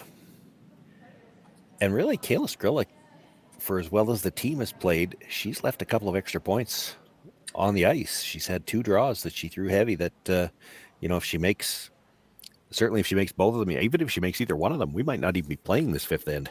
Yeah, you're right. Yeah, and she has struggled a little bit with the weight. A couple times went deep on a couple shots that she wasn't trying to go deep on, or the worst thing was go deep. And she's been around it. She just hasn't been able to kind of be perfect, which you expect her to be. So Campbell down 4, as we mentioned, with Hammer now playing the 5th end though. So it's time to put up a deuce though.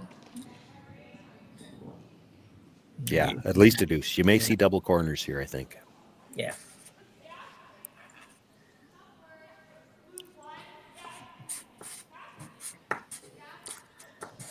Skrlik went to the button. That's this standard kind of fare with a 4-point lead halfway through the game. She'll basically go right on top of it again, I would think. Yeah, I would think so.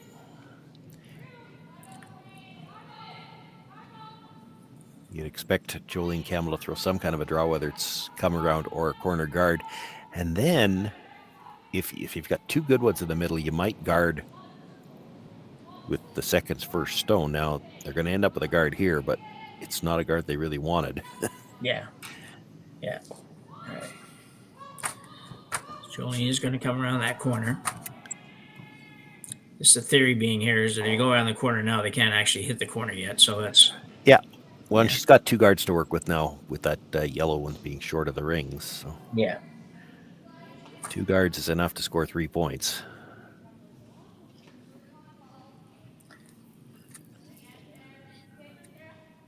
Rachel Erickson just sliding along with it here. It's going to be pretty good, I think. Would hurt to sweep it a little bit, or are they trying to throw a guard? They maybe did play the tight guard on purpose. Yeah, that's a good call. Yeah, I didn't think they were playing that. So with the ice, you would have thought they were coming right in, but yeah, it gets the tight guard out of it. So now the challenge in trying to figure out how to maneuver your rocks in there and get them behind there.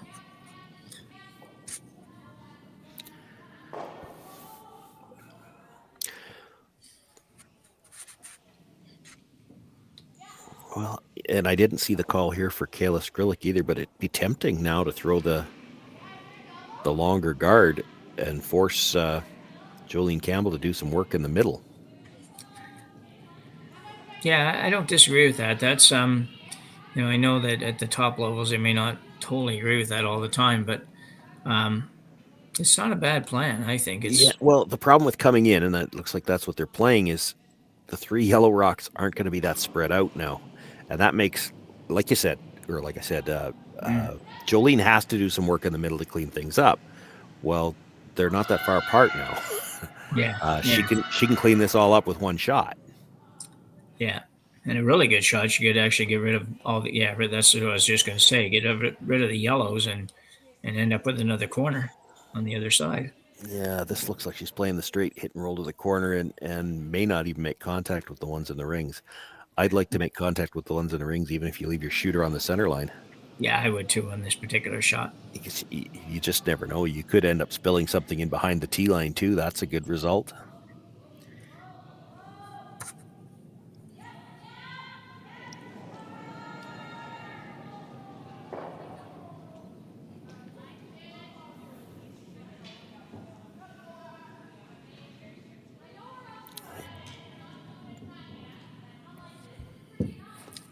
Well, she didn't get the ones in the house, but no, I don't mind leaving the red one somewhere where you might be able to use it.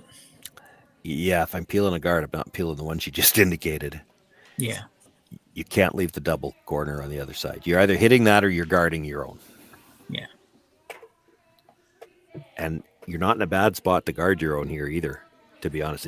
It's an aggressive call. It's not what they want to do. They want to hit something red, but you guard the 2 yellows and you've still got Jolene Campbell still has to deal with them. Yeah.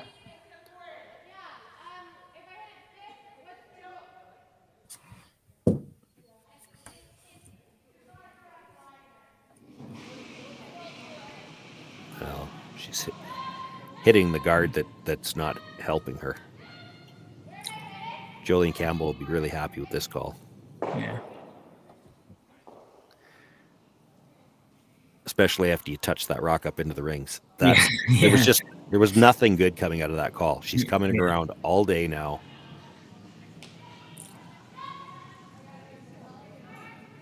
Yeah, I didn't really envision that happening, but still, it's there was no good result coming out of that call. No. She was always coming around this corner, even if you made the shot. Like it you left the double corner guard. Like if you're going to peel a guard, it had to be one on the other side. And the guard on the yellows wouldn't have been a bad call either.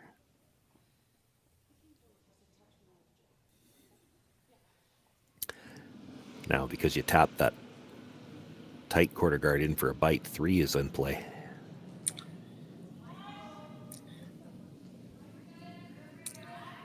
Rachel Erickson playing to come around.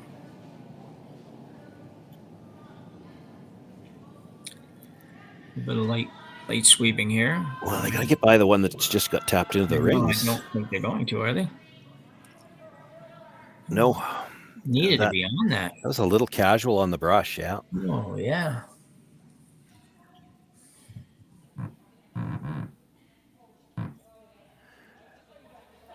And as casual as it might have been, it looks like maybe touched the guard on the way by. I know. I think she hit it with her foot or something. Yeah. Well, she touched it. Yeah, so yeah. So they're just trying to reposition it. It moved a little bit. Yeah, you're right about that, though. That was just a really lackadaisical effort. I don't like to be critical, but you got to expect you're going to be making sure that gets by. That's probably job one there, and then hoping it stops in the right place after that, you know. But anyway, she still has the one behind the guard.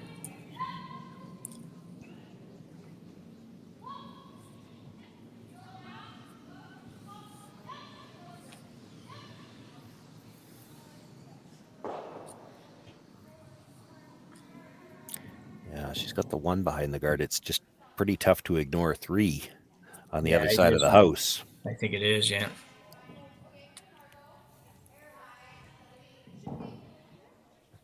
Looks like she's going to try to hit it just off the nose on the broom side so that she stays in front of the other yellow. Only looking to kill one here. Yeah. And stay in front of the other one.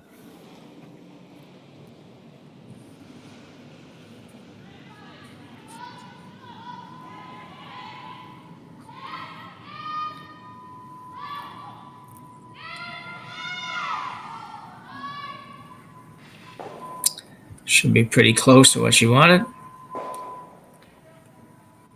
Oh, that's really good. Yeah, nicely done. Definitely can be removed, but still about as good as you're going to do it. You know, thinking about whether to hit that one or hit the guard.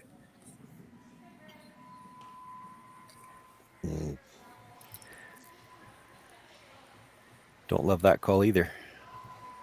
She could hit it the same way. Yeah. She hits the red onto the yellow and leaves her shooter sitting in the pocket. It's not there to do it again.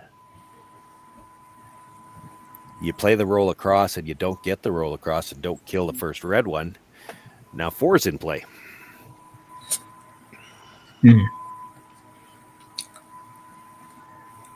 Interesting to see what she does decide here. What I don't think she's going to do is peel the high guard. No, it's too late for that.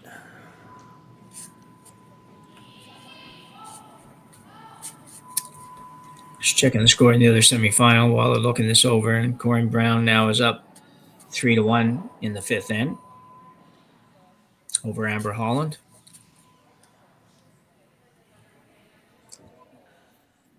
She might make a liar out of me here. Yeah, I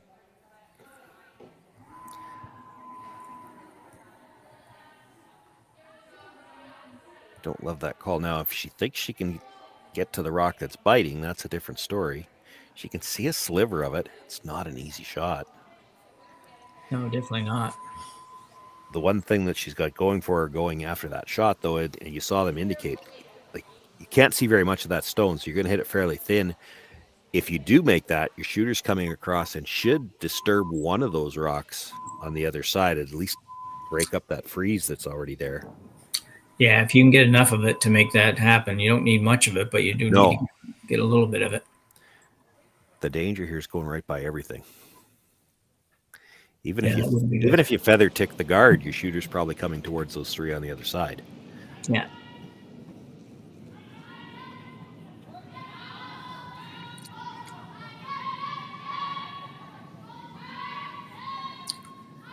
Ashton Skrlik going hard on the brush. Still a lot of sweeping today, Ashton. This is not a lot of weight. No, she's on the high one. And not a lot of the high one. Got absolutely nothing out of that.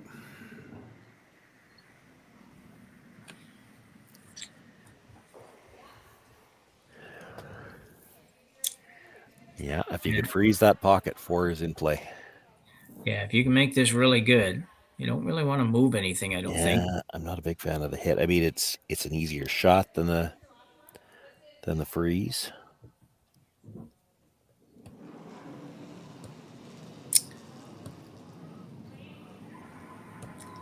I don't like that idea hitting that one either. I like the freeze in here. And if you're a little tiny bit heavy, I mean, you can get away. A couple of feet, you're probably okay. This shot is just going to be really hard to put this in the right spot, and you might end up just opening it up for a double. Yeah, if you're going to hit this, like, you got to make sure you. A nose hit is better than rolling too far. You roll too far, and she can double the reds. Yeah. But you're trying to roll to a pretty precise spot to stay half on the face of the red. It's tough. I can't imagine the freeze is any tougher than the hit and roll. No. Well, no, because it's not like some perfect freezes. You can get away with, a little tiny bit of weight on this. You could tap the yellow. You don't want to have weight and tap the red. You'd break up the freeze that's already there. I mean, if you're hitting this, even if you hit it right on the nose, it's not the end of the world. Yes, she can hit that rock, but she's not going to be able to do anything with the frozen stone. Yeah, 3 is still in play hitting this as long as you don't overroll it. Yeah. You overroll on this, you give her a chance to move 2 reds. You're down to no more than a deuce, and you might even get forced if she can clear the reds without losing a yellow.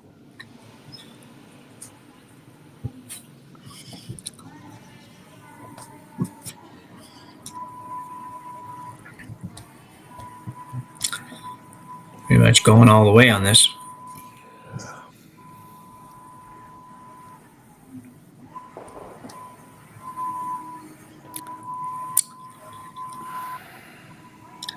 Well, she gets away with it only because it's pretty hard to make a double on those reds. Exactly, yeah. And you could make it. You could blast it out, but you'd lose your shooter. She hits the back one, and she's still got at least a deuce. Yeah.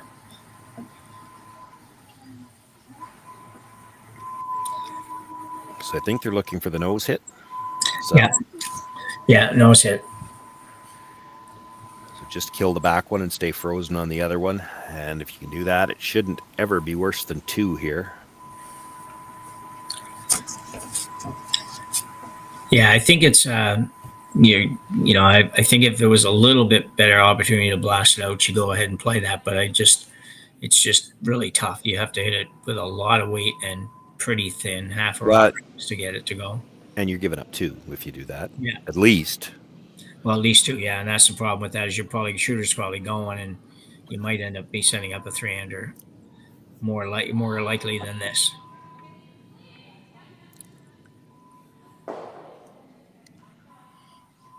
It's a nice shot. Very nice shot. It's tough for Jolene to do too much with it.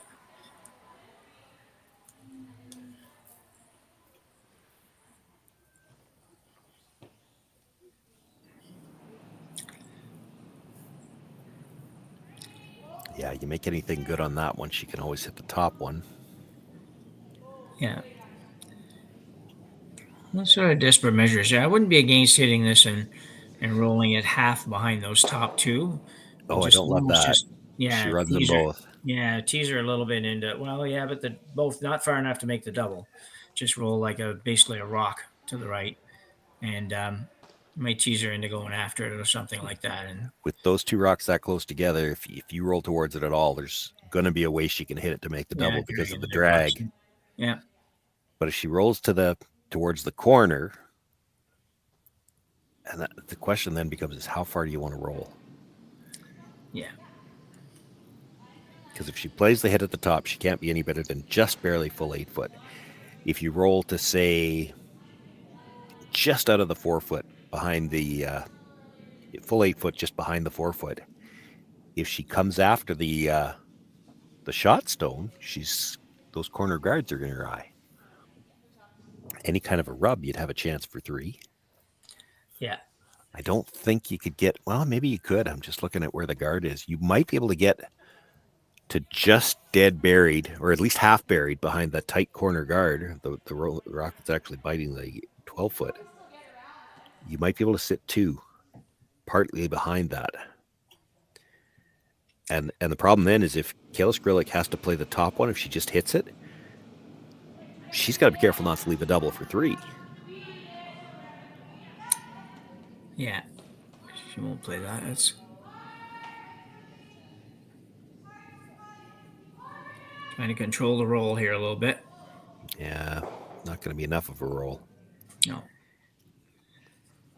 Good news is she is at least in a position where, barring a really good roll by Skrlik, she'll have a shot for a deuce.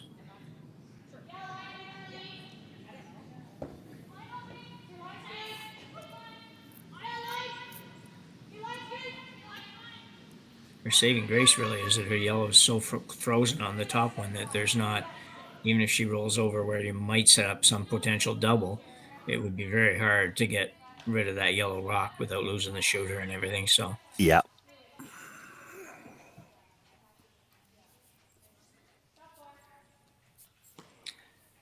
The goal for Skrlik starting this end would have been to try to make sure you don't give up any more than 2, and she's on the brink of being able to do that.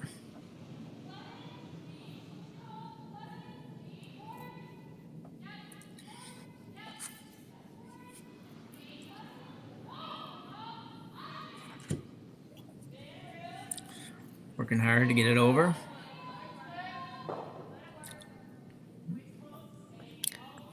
Maybe a sliver in behind. There's room for 2, though. Yeah, definitely room for 2.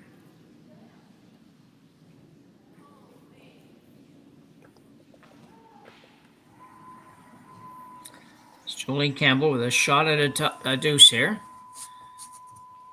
Make the score 5-3 and keep the dream alive for now. 3 ends to go still.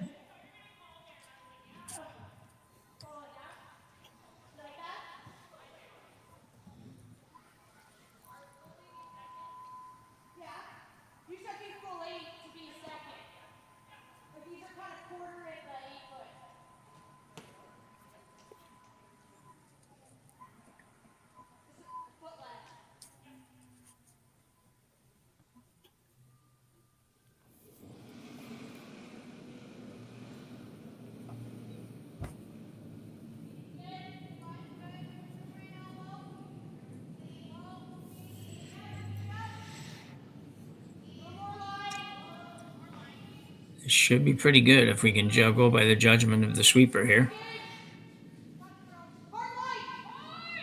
She's going to move it far enough. Yes.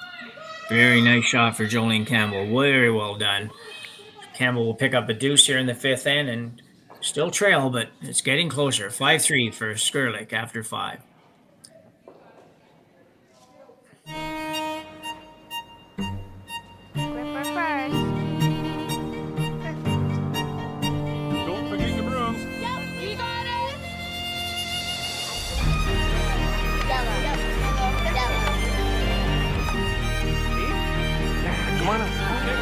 What do you got? You got 1, you got 2, you got... Just one more throw, please. You make moments like these possible. Handcrafted in Canada, Hardlines Ice Pad has revolutionized curling for over a decade. Engineered with top-tier precision and durability, it is backed by an unmatched 10-year warranty. Designed for curlers at all levels to sweep effortlessly with maximum efficiency, it is trusted by the world's best curlers, including Olympic and world champions. It is quite simply the best broom in the game. Hardline. Join the revolution. Saskatchewan, you know SaskTel because we're everywhere. Because being everywhere keeps us connected to you. With SaskTel sponsorships, we get to be part of your community. We're here with you, and we're here for you. It's easy to get started. All you need to do is apply. SaskTel cares. Always has, always will. To apply for sponsorship, visit sastel.com/sponsorships.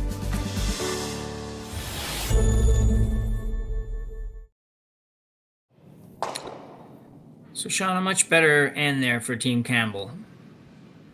Yeah, and at a time when they really needed it too, they pick up the 2 in the 5th, close to within 2, and with 3 ends left to play, they can maybe start to put some pressure back on the Skrlik team. Yeah, just, if you could maybe just get one steal here, still a point here, go to 7 down a couple, and you get a couple and steal the last end. Can't be that hard. Well, the curling math still works. Let's put it that way. Yeah, yeah. You don't have to reinvent the wheel here. It steals the singles and forces, and when you have the hammer, you got to get your 2. Yeah. But the math is all still there. So when you start having to count on either scoring 3 or stealing a deuce, that's when it gets tough. You have to. It does. You have to go outside of comfortable, and you need misses. So Dana Demons showing her second rock of 3 here in the 6th end. Very nice guard on her first one. Splitting the center line and being the right depth to allow them to throw a second one up here. And this one looks like it's going to be really good as well. They need to get a little bit more out of it. Oh, a little disappointment there, but yeah, that's the second in a row that's happened. They might be taking a little too much ice on that. You have to realize when you're throwing that longer guard, it doesn't have as much time to curl. Exactly. Yeah. Yeah. But either way, they at least have 2 guards out there, and Skrlik will come around again. Basically the same game plan we've seen previously a couple ends ago.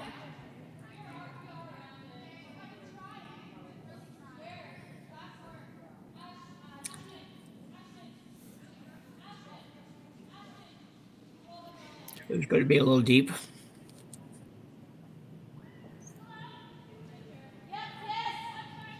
Yeah, they kind of got caught in between there. I think they'd made a decision, this is going to be deep, let's take it way back. And then they thought, well, no, we're going to rub. And it did, just. Yeah, I think you're right. But it's kind of left. I mean, they're not a pocket yet, but you only have to tap this a foot and it's a pocket. Yeah, and I would expect that would be the plan that Jolene would have here, just come down on top of that, move it a little bit. Yeah, you would think so. You know that the peels are going to start on the next attempt, so you got to have something in the house that you can work with after this one. This one's got to curl a lot and has maybe a little bit more weight than they really want. Maybe not. Coming down pretty good now. I don't think that was it. Weight was okay. The line wasn't. Yeah. Surprised at all here that she wouldn't try to go for the double peel? No, and I say that only because just the way they're angled. If you go after the double peel, it's probably coming back into the situation in the house. The situation in the house isn't bad for Kayla right now.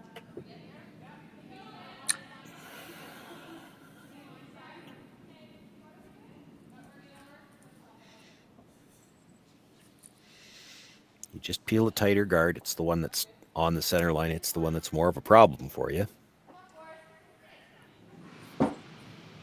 Oh, no, she's going after the longer one. She's going after the double. Or maybe straight peeling the longer guard. Yeah, her first indication was she wasn't going after the double peel, but maybe just a high one. Been more interested myself in peeling that tight guard. Yeah. Yeah, I didn't mind the going after them both, and I knew that you could drive the red one back, but everything would be pretty close together, and you're nothing out front to work with. But anyway, if I wasn't going to do that, then I would be the same as you. I would take the tight one.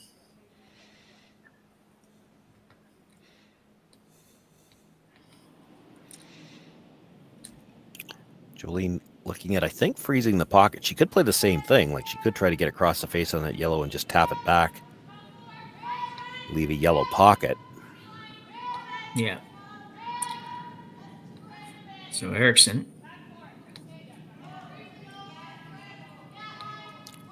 Definitely got better line here.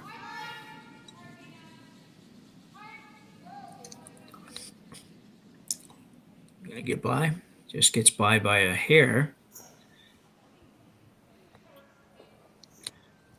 Doesn't really move anything, but I think that's dead buried. That's a pretty good spot for the redstone. Yeah, that one curled a lot too. Yeah. I mean, they all curl, but that one really curled.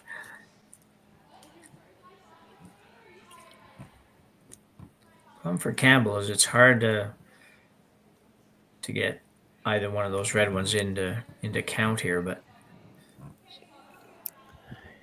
Kayla sometimes leaves some guards you don't expect. Yeah, she's taken a long time to call the peel on the center guard here. Yeah. When it's the only call. Yeah. It's like it's almost painful to call that. It's like she just wants to play a little more than you have to sometimes.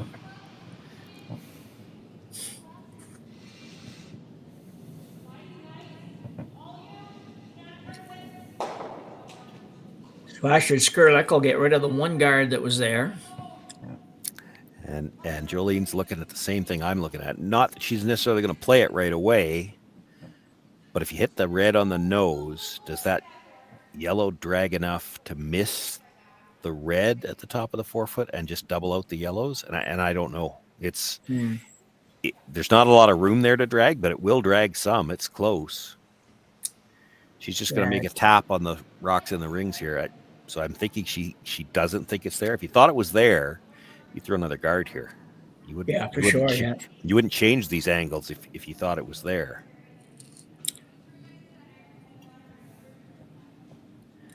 Yeah, it's tough now because you'd like to have one more guard, but it's just you're getting close to when you don't have room, don't have enough rocks to throw any more guards. Maybe this is the guard call all the way. Yeah. I thought it looked like she was playing into to move the rocks in the rings, but that's a pretty good spot, especially if you think that red-yellow drags, because you've left them open.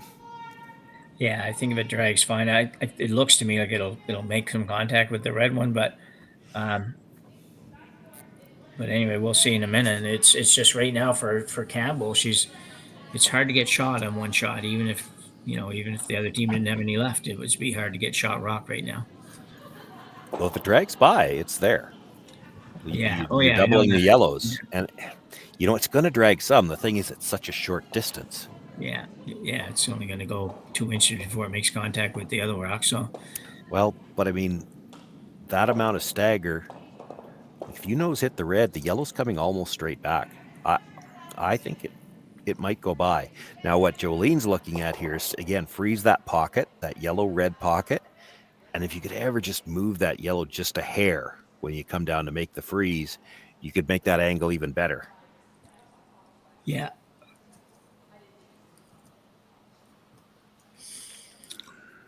The danger is you could leave a way to triple the reds here. You sure can't tap the red one.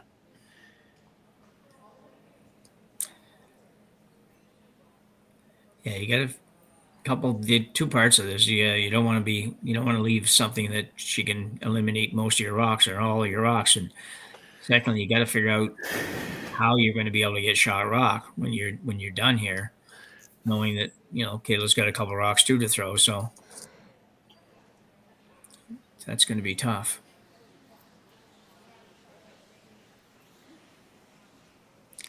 Still have 3 to come, I guess. Okay, so there's not quite as little time as I expected, but well, that makes me wonder: is it might be one shot too early to play this? Yeah. If you're looking at moving stuff around, which seems to be what they're talking about. Because Kayla will blast. She doesn't care if she kills one or two of her own. If everything leaves the 4 foot, Yeah. there's nothing but red rocks left, she's still okay with that. Yeah. So we're still not probably going to be sure exactly what they're playing here. It kind of looks like they're playing that pocket shot. You get into the pocket of the yellow-red that are both in the 4 foot. And in a perfect world, I think if I'm the one throwing it, you'd love to move that yellow about an inch. Then you don't need to rely on drag. Then it goes by the red for sure. Yeah. And you could just hit it on angle and leave that red at the top of the 4 foot. Yeah. That would be the one thing that would make this shot be a good shot. Tough shot, yeah. Yeah, but I think it has to move a little. Otherwise, if you just sit there frozen, I don't know how you're ever going to score because it's going to take you 2 shots to score. Well, Kayla's going to hit something. She's not exactly. That's the thing. She's going to end up, the only rock she's going to be able to move easy is a yellow one. Yeah. This has got a lot of weight, though. She sure doesn't want to tap this very far. Oh, well, maybe not. This is the guard. They played the guard. I was going to say, I don't think they're playing that shot. I was thinking Dana was not sweeping that at all. I thought it was heavy, but no, they played the guard. They're going to let her peel one more, and she knows what happens if she peels one more guard, so she's not going to do it. No.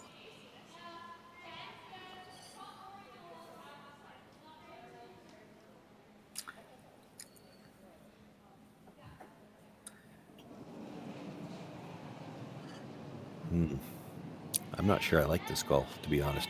No, she puts this in the pocket. What happens if you nose hit that red one that was just thrown? Does it not get the drag you were just looking for and stay there for a guard? Yeah, quite possibly, yeah.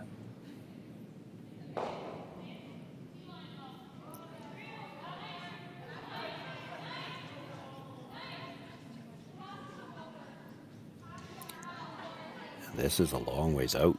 Yeah, I was just going to say that's going to curl a lot.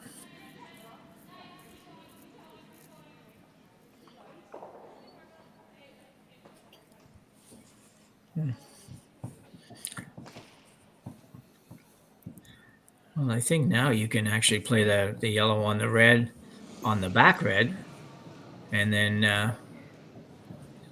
have shot rock, and maybe gotta be careful you don't move it too far. I think if it goes a little bit too far, they might be able to get it another way. But I like that idea of she's going to throw like a little more weight at than I would have thought. Yeah, at least control, I think, here. Again, you're counting on some drag, but I think yellow onto red, and I know they're angled a lot, but it's still going to hit that shot stone. Yeah. And I don't think it's going very far because it's going to drag into a bit. You want your shooter to roll over and stagger everything at the top of the 4 foot, and that raised stone, when it kills the one at the tee line, should stay underneath 3 or 4 staggered rocks, I think. Yeah, And the one remaining yellow is going to be awfully lonely with, you could be corner frozen on it on both sides. Now, we talked about at the start of the end, she only needs to worry about stealing one at a time, but if she's got angles from both sides to kill that yellow with her last one, a steal of 2 would not necessarily be out of the question here. No. Let's see what happens here. Needs to get just to the inside here. Oh, that's pretty good. Yeah, that's real good. Didn't get as much of a splash off that red onto the yellow, so she's left the yellow in the middle in a spot where it's going to be tough to get rid of it.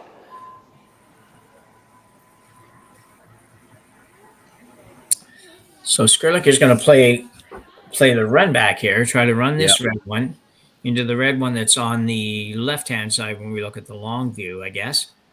And that'll drive onto the yellow and pop the yellow probably off that back one and out if she throws it hard enough. That's theoretically what's going to happen. It is possible that doesn't happen quite that right way, that she could leave Campbell in a... Yeah, I think she's looking to hit it onto the one the red that's splitting the center line. That yellow is in the middle. It's not going anywhere. Okay.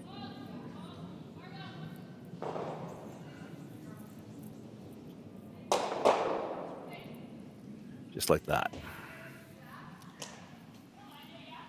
So now Jolene can hit it on the nose, sit 2, but Kayla's going to have a relatively open shot.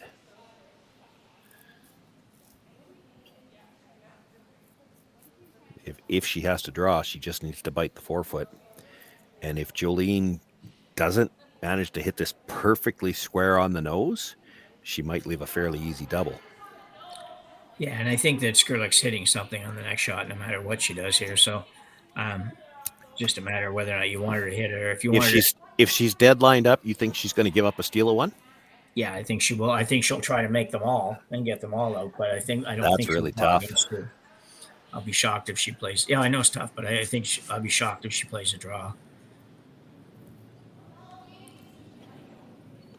Maybe we'll get to find out. Let's see. First things first, she's got to hit this right on the beak. She must be close.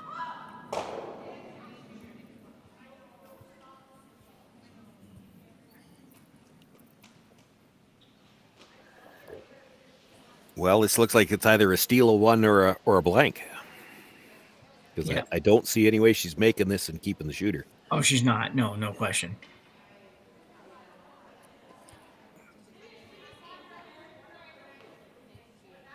It's going to be a little tough to get that rock out for sure.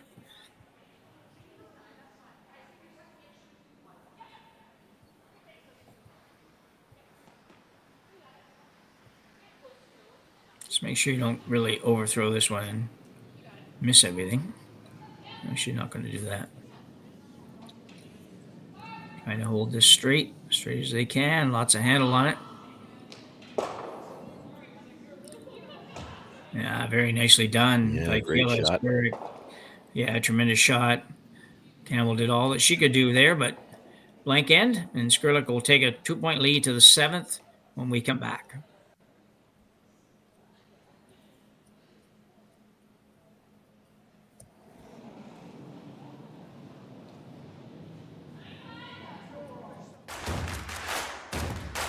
Imagine being able to stream every curling game from every sheet from any event, be it your Wednesday league game, bonspiel, or corporate event.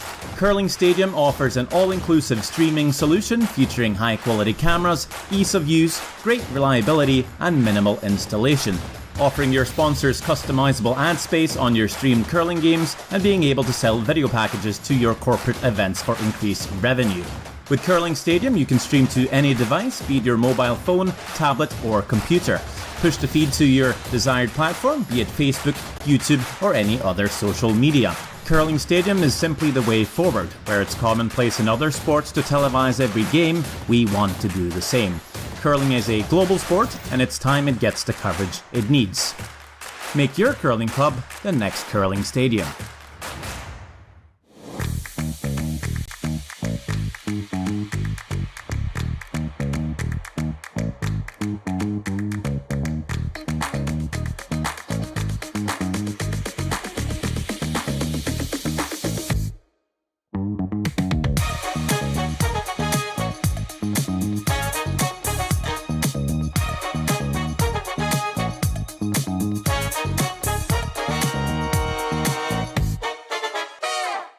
Join us this March for the House of Hearts Charity Bonspiel in Duluth, Minnesota.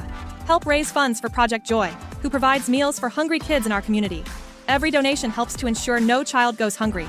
Join us and make a difference. Together, we can spread joy. And we're getting close to the end of this one, where you have only 2 ends to go at the most for this game featuring Skrlik and Campbell. Nice shot by Skrlik to finish that end, Shawn. Yes, yeah, she made a nice shot to get the double and the blank.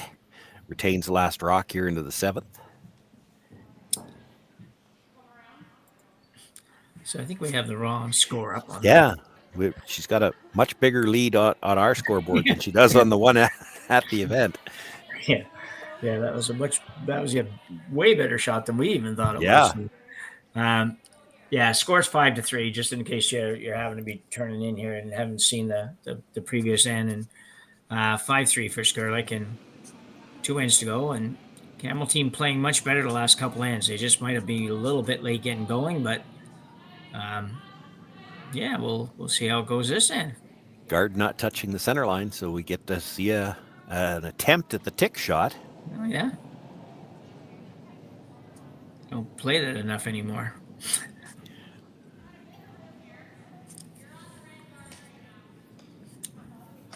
Jolene will look up to put up the second guard. In behind that one. Reminder again that all the scores in this spiel and in the Penticton spiel, the new floors out in Penticton, are available at Curling Stadium on YouTube.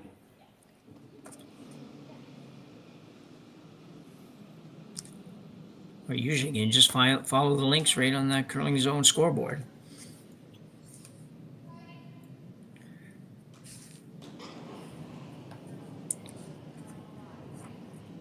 Nina Demmons might be a little bit heavy on this one. Yeah, so sweeping for curl now. If you're going to be in the rings, you better be buried. It's really not. There's still a half of it probably available.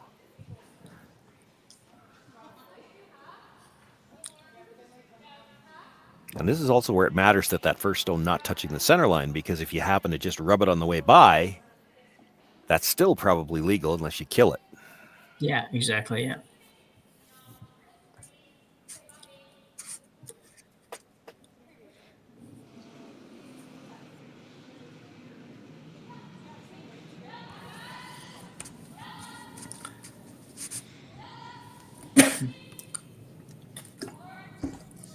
Jerry Lynn Ramsey throwing a come around hit for Team Skrlik. She'll get enough to get it out, and she does. It was a very gentle removal. So Jolene will try to get the guard up again. It's really all out in this end. There's no need to worry about how many the other team scores, I don't think. It's just you've got to find a way to score one. Yeah, you've got to steal now. It's force is a possibility, and then you need 3 coming home to get to an extra end, which is, that can happen. 3s happen in the 5-rock free guard zone all the time. But when you missed one of the guards this end, it's tough to get a force now. You're not going to have a lot of rocks to work with. You've got 1 guard and 1 in the rings. That's even that rock in the 12-foot could be used as a guard. It's it certainly can, yeah. So straight peel here for second stone, Ashton Skrlik.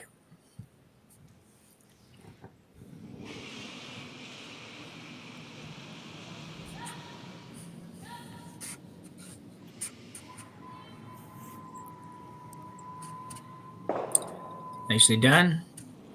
Ashton throws those peels quite well. She throws lots of weight on it.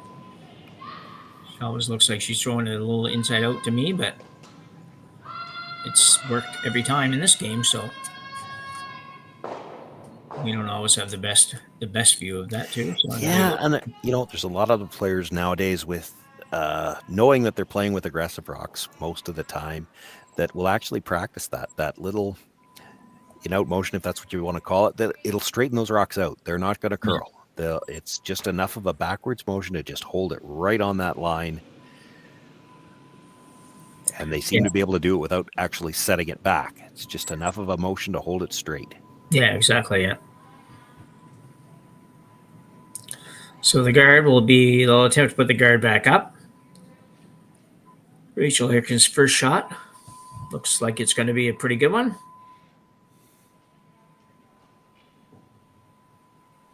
And nicely done.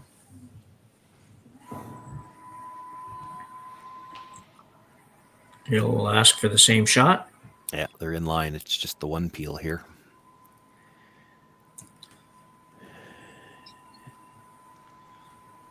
Yeah, you can sort of tell because she really has no ice almost. If she threw this straight at the broom, it feels like to me that it would probably end up hitting it right on the beak, but works out good again.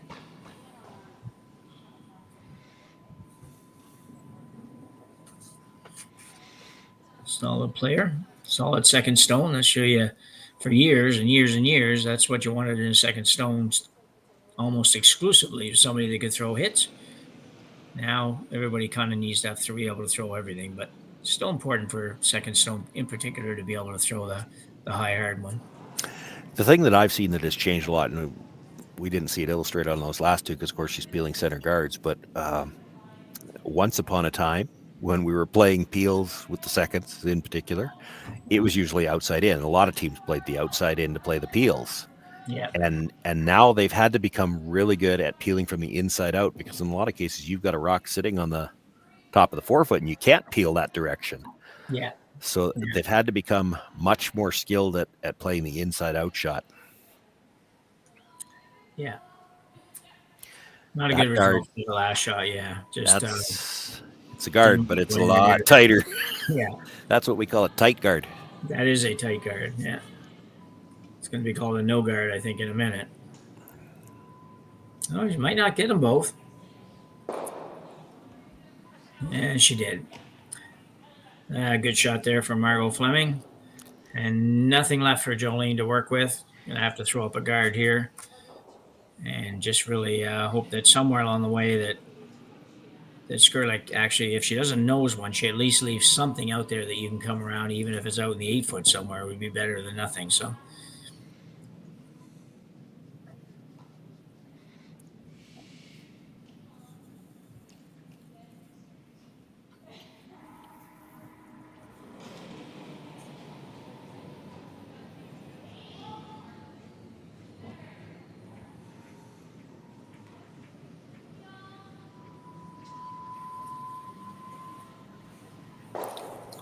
Fleming will attempt to remove another guard.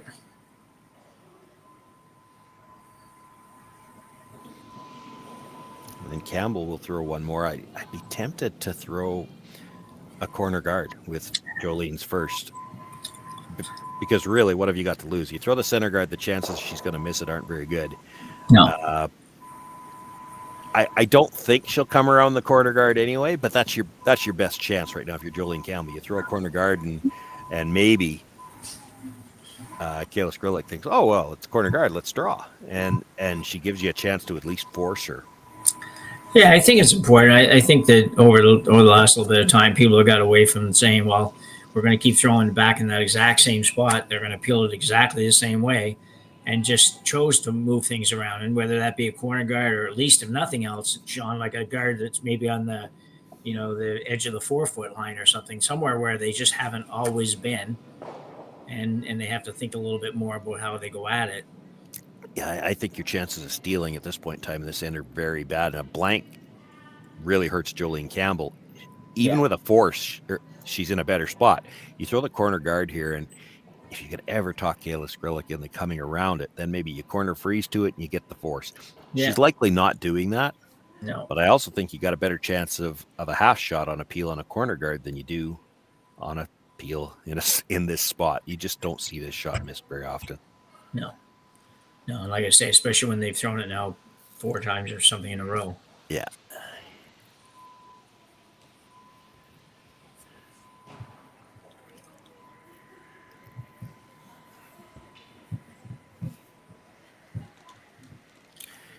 These are all out turns. I think that it's still fair to say that there's probably a preference for out turns when you're peeling guards. And I've always been a preference. My personal preference has always been in turn for when I'm throwing, but I tend to go out turns when I'm playing peels too. And most people will tend to throw a little off their shoulder, so their out turn's a little straighter than their in turn. Yeah. Nice peel there for Kayla Skrlik. Job by the skipper. Where do you put the... Okay, I'm not throwing that draw. You throw into the corner. You want to put this out in the edge of the 12-foot somewhere.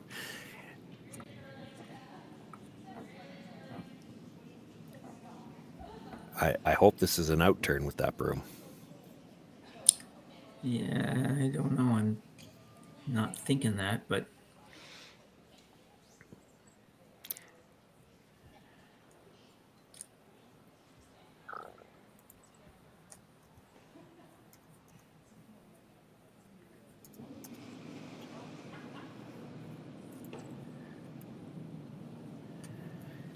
You need to get this outside the edge of the 8-foot to have a realistic shot.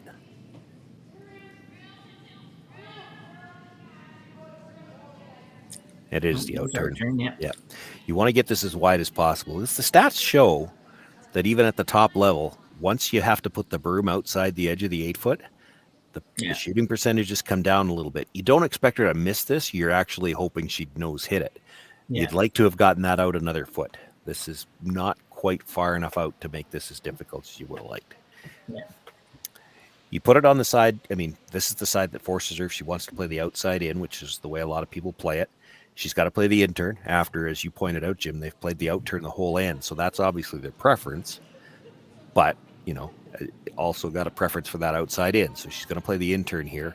If you get that out a little bit farther. Yeah, a little bit of chance of a nose hit for sure. Yeah.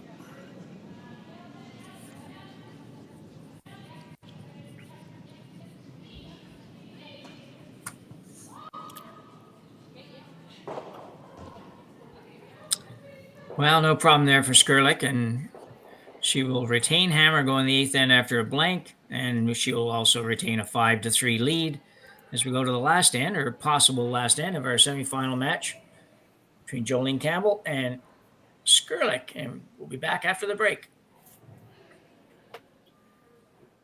I don't remember a time when curling wasn't a part of my life.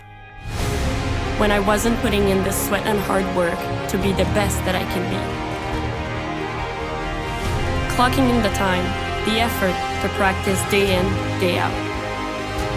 Curling is more than just a game. It's a family, a community. And when it's time to play, I know I'll be ready. Hardline, supporting hundreds of our next generation athletes. We asked Saskatchewan what they know about 5G. More speed? More innovation? It's going to make our lives a whole heck of a lot easier. This is what 5G looks like. Better, faster. Sounds like one more G. Sounds pretty good. I don't know what it means. All you really need to know is the future of 5G is here and will continue improving through investments in network technology.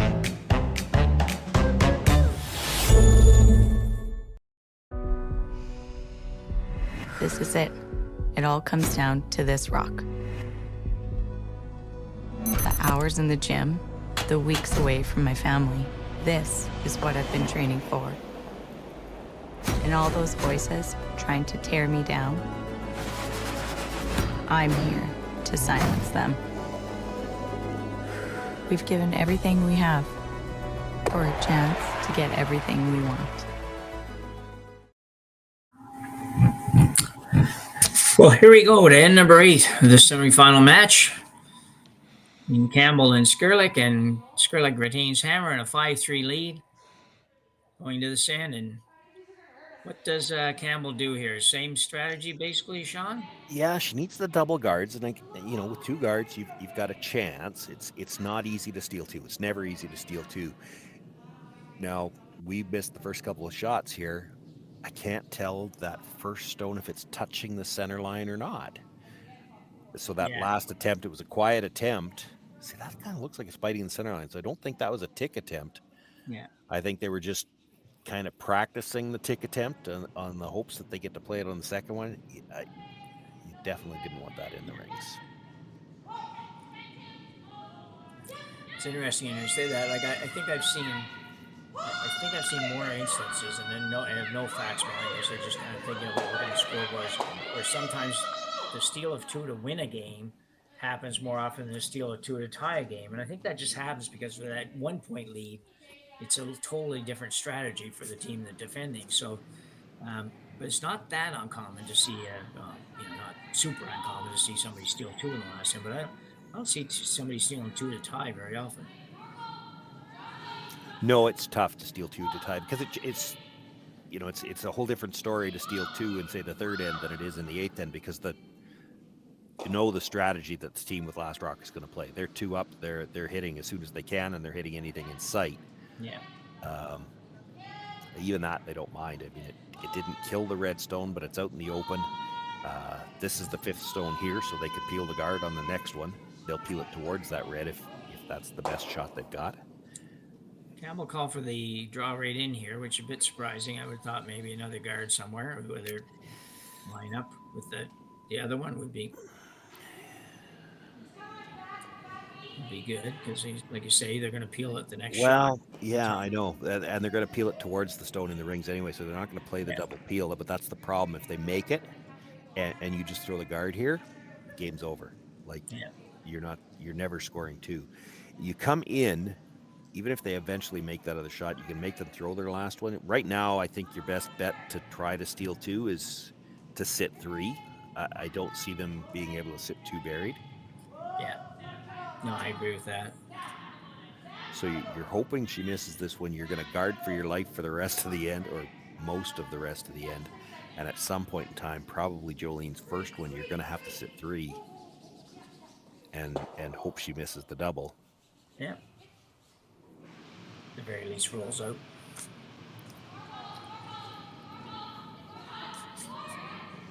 So we get an intern peel this time. That's not plan A, but manages to get one. Oh boy, almost got the double. Did it spin far enough? Yep. Oh man. That was about as fortunate a plan C or D that you could ever have, I think. At least turn around and say you're sorry after that. Yeah. You deserved nothing and you got the double, and that's probably enough to do to end the game. So Campbell will ask Rachel Erickson to play the draw, come around again. The strategy will be the same for Skrlik. She'll attempt to peel the guard, and then Campbell can decide to sit two and hope that somehow that's enough. Yeah, there should be, barring a complete miss now or a nose hit on a peel attempt, there's not going to be a way to sit three now. That's the problem. Yeah. So it should be an open hit. Won't even need to stay with the last one.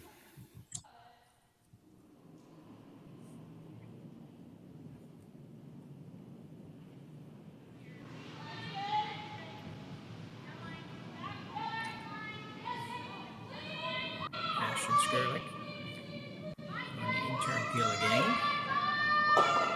This time she'll make it. Did you ever decide to come around that yellow one at some point? Well, I mean, you could. Probably not this one. No. Oh, no.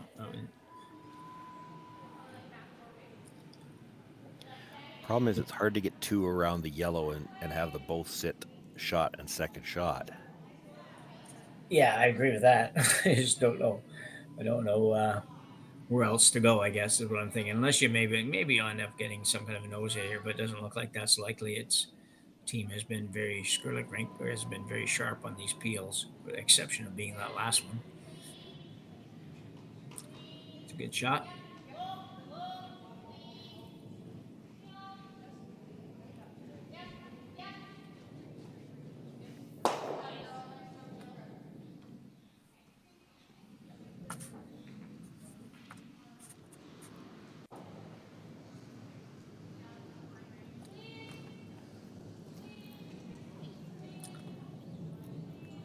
So might have to come up a bit. I can't. She's okay.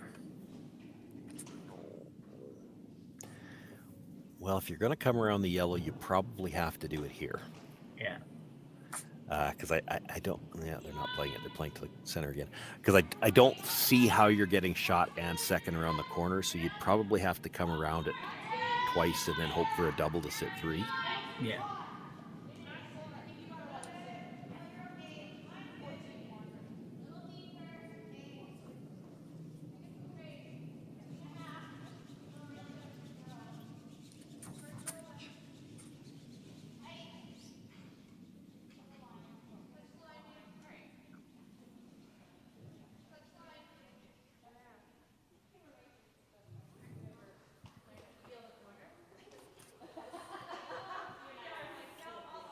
Good guard.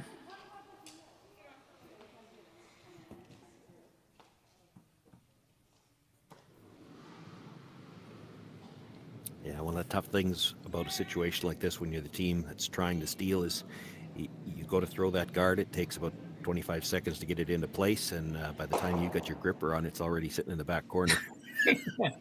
Yeah, true enough.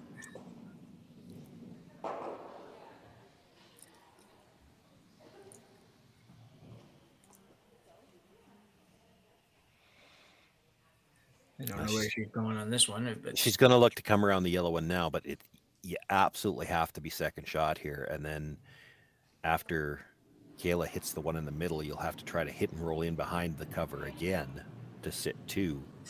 And it's tough. There's not a lot of room coming around the stone. That stone's on the top of the 8. If you slide far enough back that your second shot, or third shot, pardon me, you're going to have to play a double with the last one and everything's going to be wide open. Yeah. Even if you make it, it's not going to be an easy shot.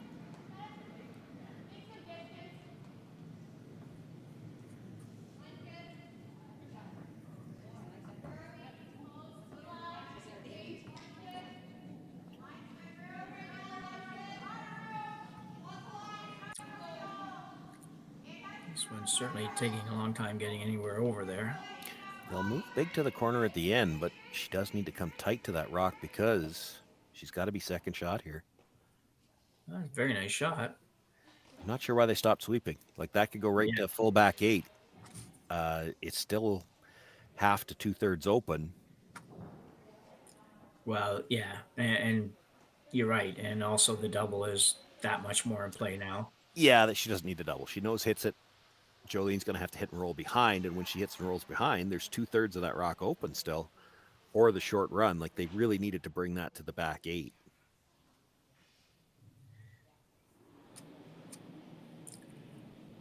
Plus, it would have buried a little more if they bring it back.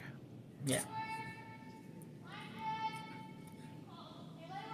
Kayla Skrlik with her first here in the 8th. A chance to end the game.